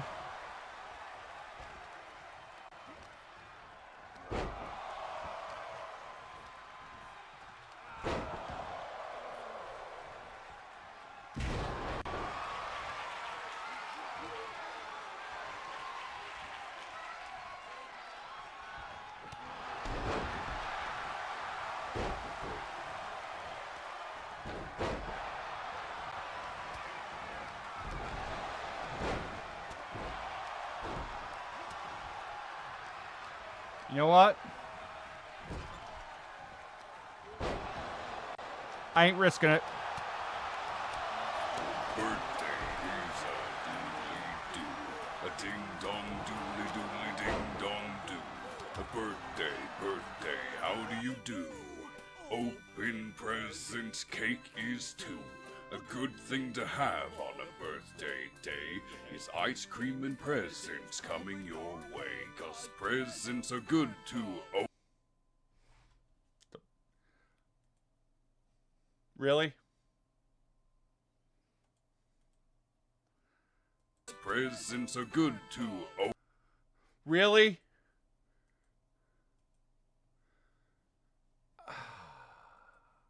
Hmm. Hello. Hello. Hi. I am having a not so great day now. But I'm not gonna bitch about it. But I saw y'all are in here still, so I figured, well, my other mate's not around, so I might as well go join somebody. Sure. Otherwise, I will go insane. We're on stream right now. That's fine. Hence why I said I ain't gonna bitch about my problem. Sure. That is greatly appreciated. Eat up the chocolate Yeah, cake no, all yeah. Lollipop, sweet tooth, Also, garlic on welcome. your face. Put Greetings on and Thank you. salutations. birthday Welcome to the time Maelstrom. of year. Ice cream's Thank cool you. if you eat Everybody was fast. waving at me and I had to Birthday figure out, oh doodly, god, where's my birthday phone doodly. number? Birthday. That was a process. Finally got in, and it's like I spent forever on one thing that the mod team no doubt saw and was like, how the fuck do we help balance this shit? Yeah. Birthday. So I just decided, fuck it, I'm gonna just do something a little bit less intrusive, and I found a way through Echo Knight Fighter to adapt an old class that I had a DM homebrew for me back when I made a character a while back, and they were like, yeah, I got you. So I got a question for Reflexive. you. Are you 3.5 Pathfinder? What's your history? So I used to do, so I did the Castle Ravenloft, tabletop, like the actual board game for Castle Ravenloft, that was my first D&D experience. Mm-hmm. That was my first D&D experience. Journey to Castle Ravenloft, the tabletop board game. I was 9. Since then, I was in love with D&D. I would go back to the house where I first played, and I'd literally just sit there, stare at the DM, and wait. And they eventually just told me all sorts of things. After that, instead of putting me into 5e, they put me into 3.5 and then Pathfinder First E. Then I found Critical Role, like anybody does when they're in that sphere, and promptly fell in love with 5th edition. I don't own the books for the 2014 edition because, goodness, I wish I could, but I just don't have the money. So I read online resources, I look at videos, and most of what I have is 3.5 edition and Pathfinder 1e. I really don't like 3.5. Bloody hate it. Because it causes problems like thinking, oh yeah, a negative stat, a negative ASI will balance out positive ASIs, because that's how it works in 3.5 edition. But in 5e, negative ASIs were completely cut out because it just didn't make sense anymore. I think there's some that still have some. Unless I'm mistaken, I think there's like one or two that still has negative ASIs, but nonetheless. You can find it in the submissions, Bob. But I made a race called the Lupo. It's based off of one of my favorite characters from a video game, because, so help me God, I love Lapland to bits, and I was like, I know this woman, I need this woman, and I must make this woman into a character. But I'm not going to steal her, but I want that race. So I made my own version of the Lupo, which were effectively Italian wolves, and I went and I'm like, you know what? Oh, I like the idea of them living in the snow. So I made effectively just snow wolves, and it snowballed from there with a variant of the race being based out of dire wolves instead of normal wolves. And the dire wolf version had ash gray hair and fur. The point of that was to be like, yes, they're more primal or monstrous or whatever, and that came with a rage feature and a temporary shapeshift that was kind of broken back in the day, but nowadays I've refined it with the DM that used to run that, so it's far more balanced. But D&D Beyond didn't have the methods for me to actually like apply that, because again, it's 5e, and I think I'm converting from 3.5.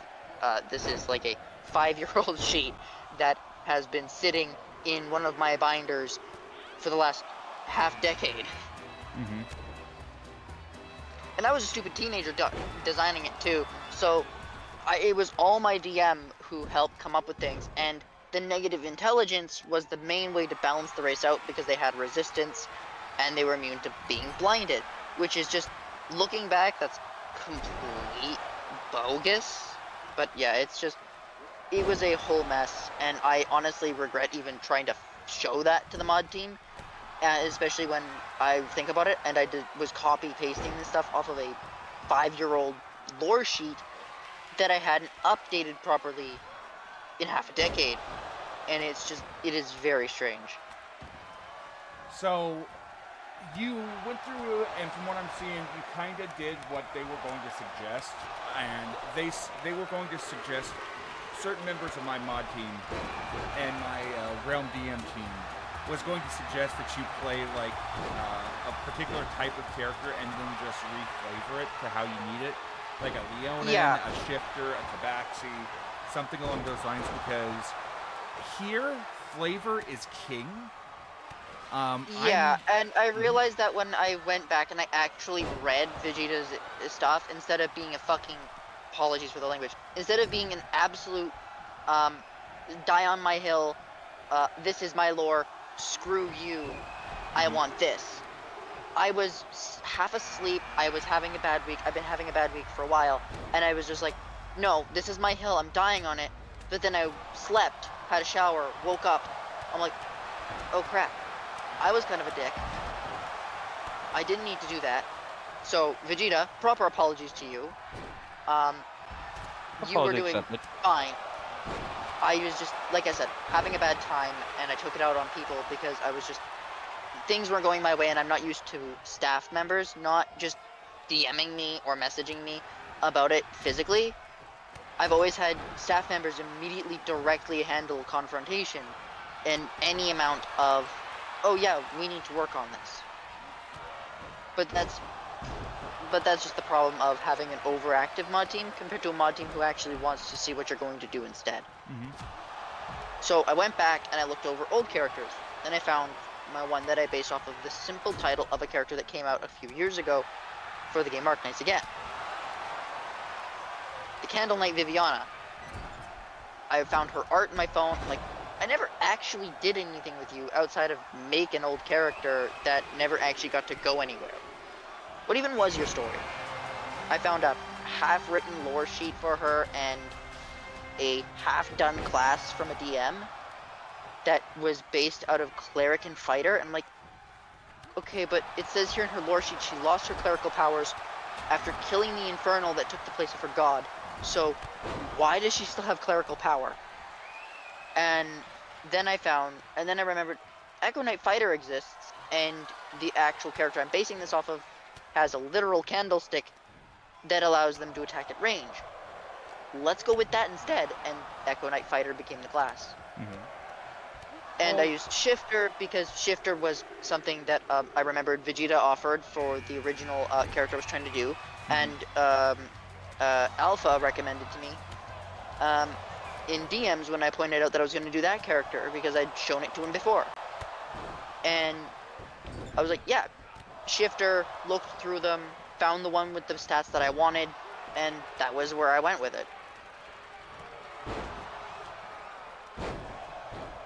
KM, you find the penguin button, a black and white button that waddles a few inches when on its own when nobody's looking.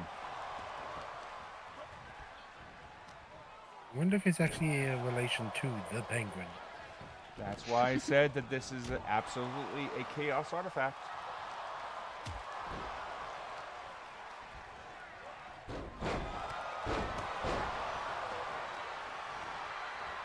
Poor penguin mascot's been missing for a year now. Because why not Alpha? So to give you a little heads up about my history and basically the history of the Maelstrom is, I started playing back in 2012. I started playing first edition D&D. And over the course of the next 6 to 7 years,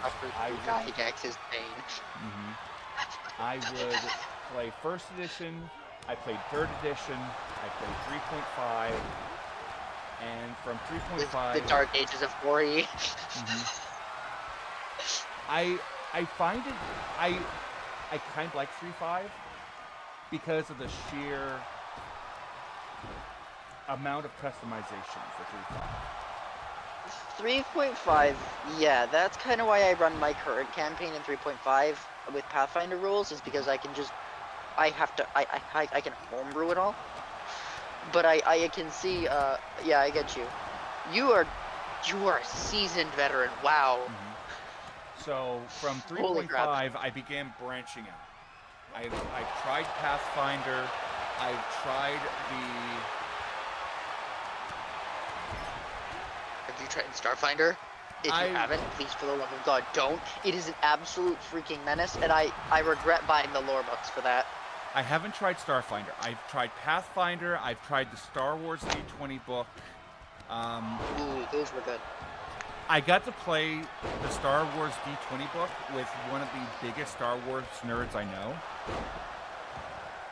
That sounds like it would have been fun. Back when I first found them, because the individual who introduced them to me to the Pathfinder scene and all of the D&D was also the man who became my stepfather. So I got to live around those books for a while. Those books, I found the D20 Star Wars books, and we almost ran a Star Wars campaign. Almost. But, yeah, not everybody in the house was interested, so Ravenloft it was. But no, that sounds like fun. Getting to play with a Star Wars nerd, that'd be an experience. Do you know who Team 4-Star is?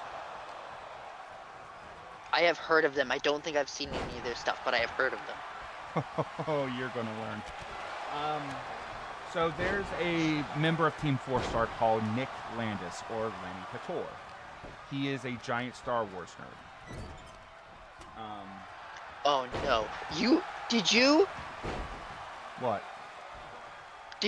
is that who you played the Star Wars one with? Yes. I'm the one who taught Lanny how to play D&D. Oh no. Oh god, no. Hold on. Hold up. Why does this all sound very familiar? If this is what I think it is, I'm in for a world of pain unimagined in all the 9 realms. So do you know Lanny's D&D game, The Ties That Bind? As you talk, things get more and more familiar. Hey, how's it going? Name's Near Highwind. Oh god, no. Say it isn't true. Welcome to my game, my friend. I am in for a world of pain beyond the 9 realms conceptions. I am so screwed, it's not even funny. The meme of you are underleveled and overfucked is so damn real right now. Now, to be fair, I'm the starter area DM. I'm not the mean DM. I think in terms of like nice to mean, it's probably going to be Bob, Zacho, JC, then Callie.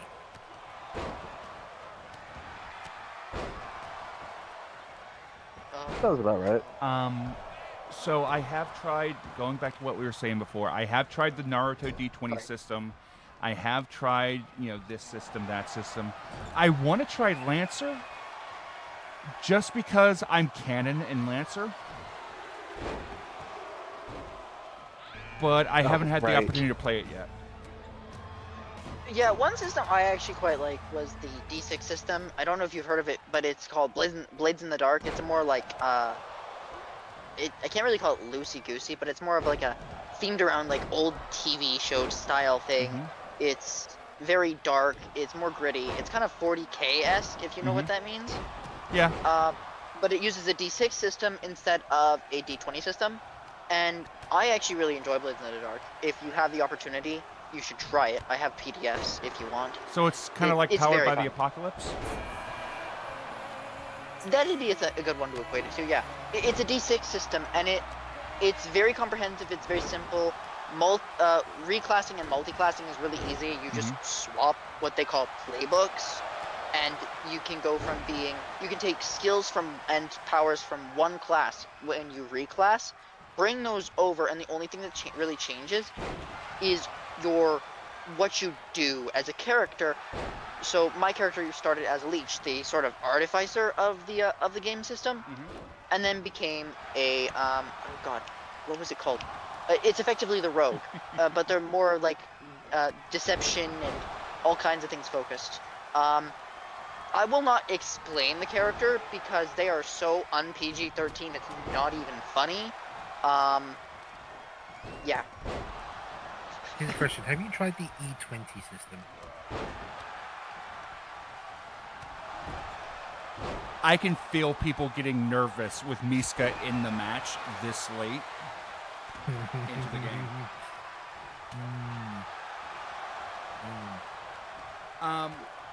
So to give you a heads up of the basic history of the Maelstrom. The Maelstrom is a branch off from another server called the MNW server, the Multiverse Nexus Wrestling Community. It is a community that was created by Takahata 101 for his wrestling show. It is a subsequent branch off of the TFS community, but we fall under the Team 4-Star, MNW, Unexpectables, that kind of circle. Wow! Miska's out. Just got choke slammed out. Oh, heck, he's back. So, Mithril. Hang on, Wow. I might be back. I need to go and attend to something that I was just pinged for on a separate VC. very well. Sure thing. You have a good one. Nice to meet you then. Yep. It was fun talking for the minute that I was here. I apologize if I derailed anything. Nope. These streams are just an open table, just to talk about whatever you want. Perfect. If y'all are still here when I get back, then perfect. Sounds like a plan. And there they go.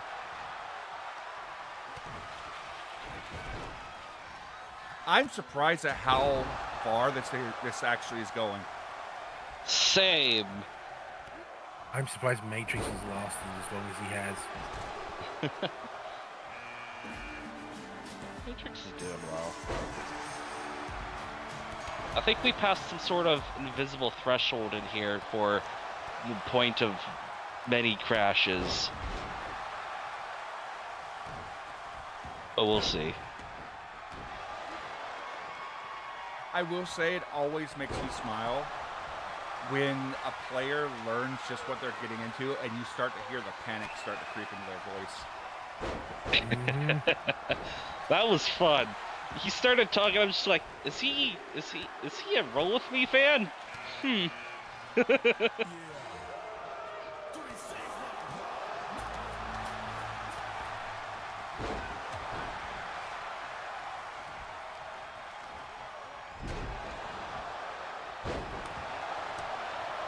But the new blood is kind of cool because things have kind of been coasting on Maelstrom as of late. I find the new blood interesting, but at the same time, I don't want to bring too many in too fast. Yeah. Especially in this season. Mm-hmm.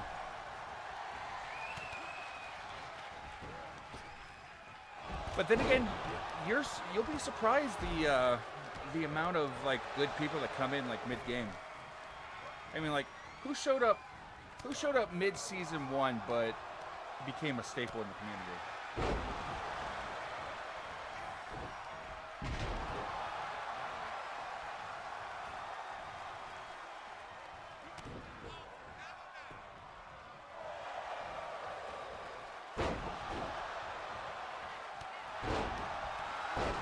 And there's Aura, Lingxi, and Matrix.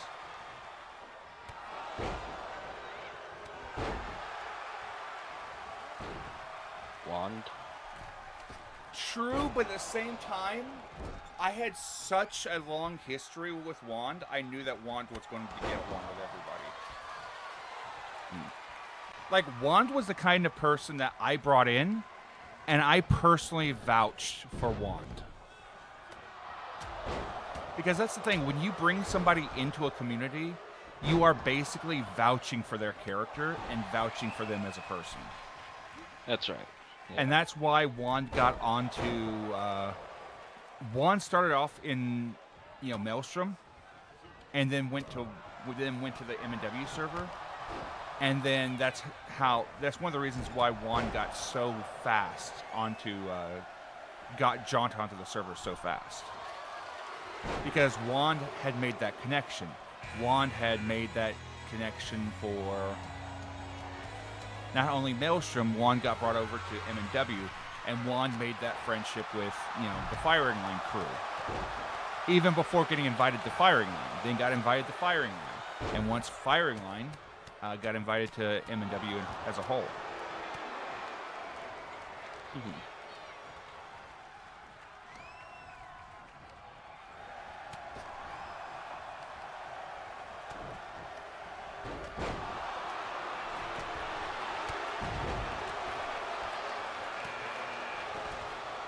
No. That would be very funny, Matrix. Grunch is 27. I'm going to laugh like hell if Grunch gets if Grunch gets this is Leo. Yeah. Oh, no. If If Grunch gets domain, that belt, we're never getting it back. and we don't even know what the domain is.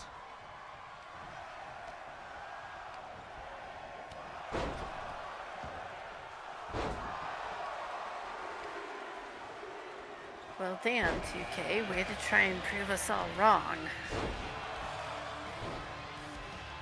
Cobalt Slayer coming out at 28.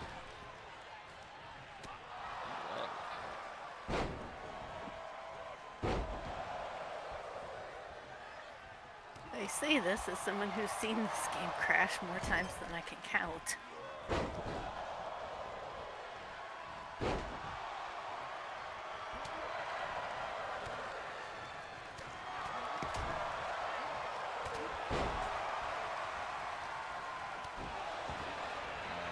Cobalt Slayer immediately coming in to settle his beef with the Grunch.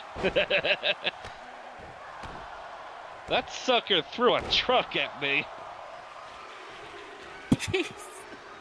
Yes. Does Yeah. it slightly count with all the walking to the side? Oh, he vanished. That counts a little. See, Cobalt Slayer's group found where the Grunch lives and crossed through there. Goosler at 29, y'all. Oh no. Oh, that means that who I think it is number 30. Ooh. Rob, does it count a little that Gravy just kind of poofed? Basically that's a game thing. Just wondering. Who's 30? It's the Tor! Oh boy. So what happens if the... So Bob, does this mean I get to like add a bit more coin Yeah. for this? Or... This is Oh, an okay. appearance.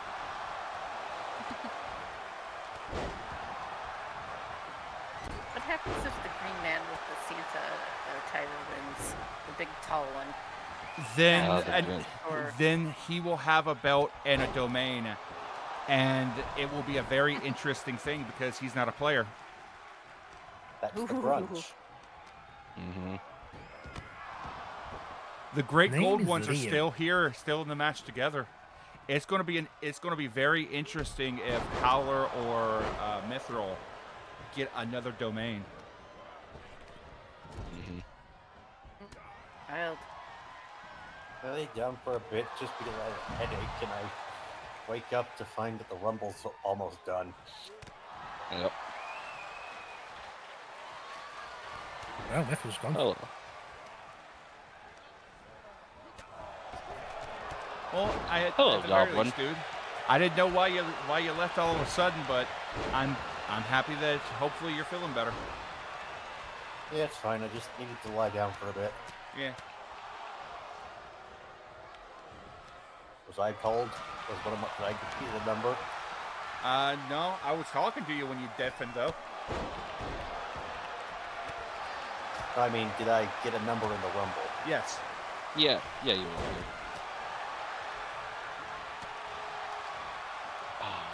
Wait, hold on. Who kicked me out? I didn't see.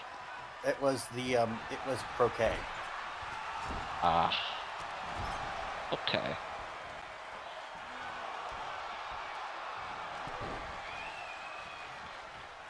That is Croquet right there, right? Orange. Uh-oh. The lighting in this arena is really terrible. It's kind of supposed to be. It's the beginning arena. Down to 4.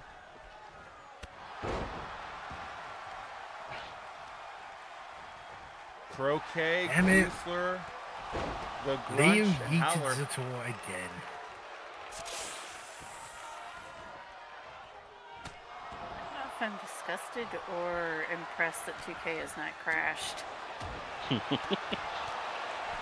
Oh, the poison. Both? Both is good.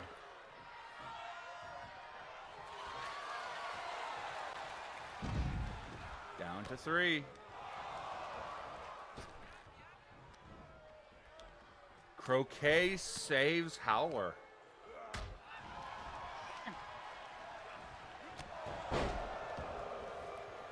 Oh god, the big green guy's gonna win. Maybe. Please don't let the Grunch win. I'm going to laugh like hell if he does.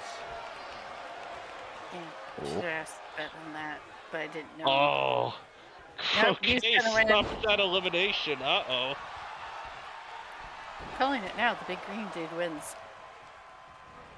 I'm seeing 2K pattern. Hey, I just thought of something. What's Crockfar's favorite sport? What's that? Croquet. Oh! Oh!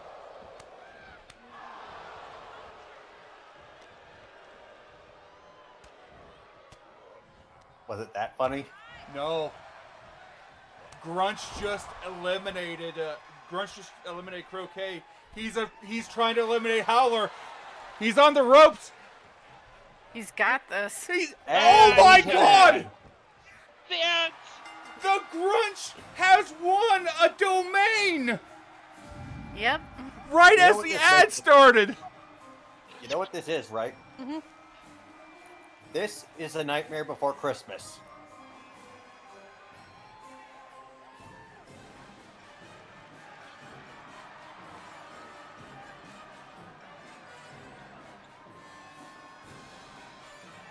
There's the winner of your match, the Grunch.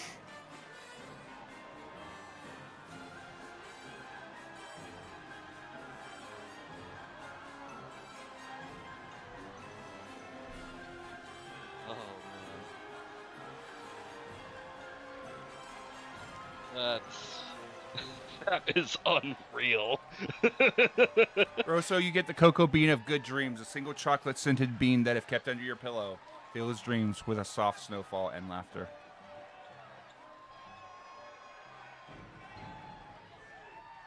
And now, Rosso, I think we might have to stage a heist in the mountains. Steal that belt. Yeah, the problem is that he can hear everything, even thoughts. It's true. I'm sure we can figure out a way around that. Does anyone remember how we got around that to stage the last heist? I don't know.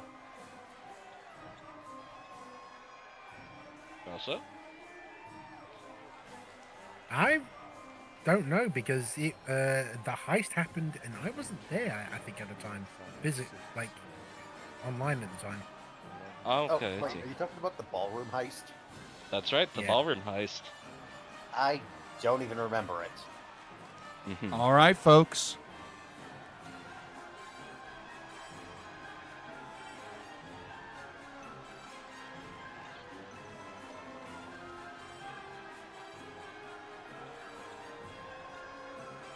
Yes?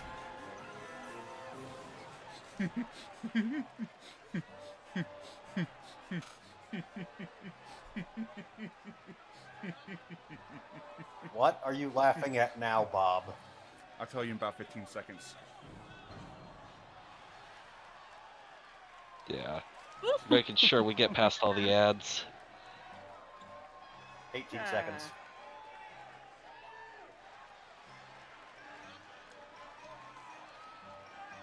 First off,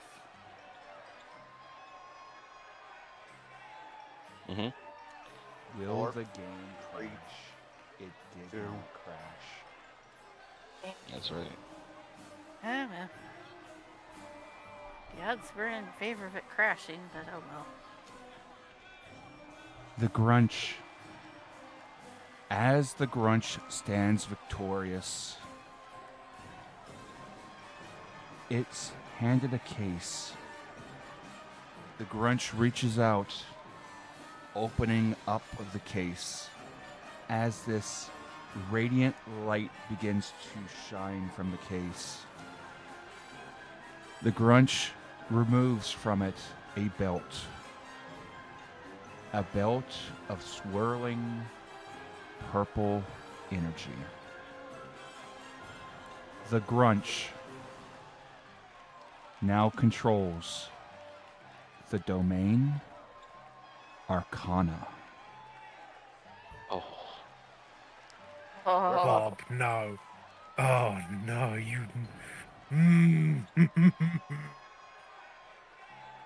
Code red. My friends, the Grunch has stolen magic. And with no magic, there's no Christmas. And that is where we will end today's session.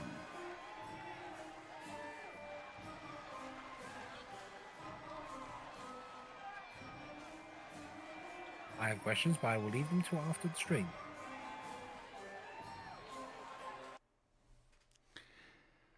Oh. You know that image of Franz internally screaming? That's me right now, but externally.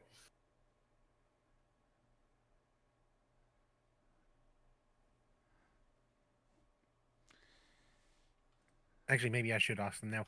How does this affect magic items and such? That's a question that the Realm DMs are going to have to ask.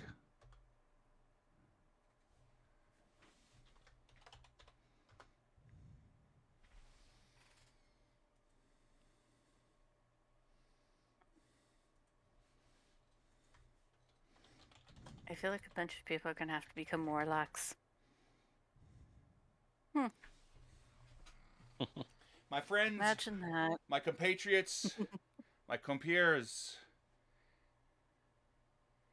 welcome to the time of troubles. Until next time, take care of yourselves, take care of each other, and good afternoon, good morning, good afternoon, good evening, good night, wherever it is, wherever you are. Bye-bye.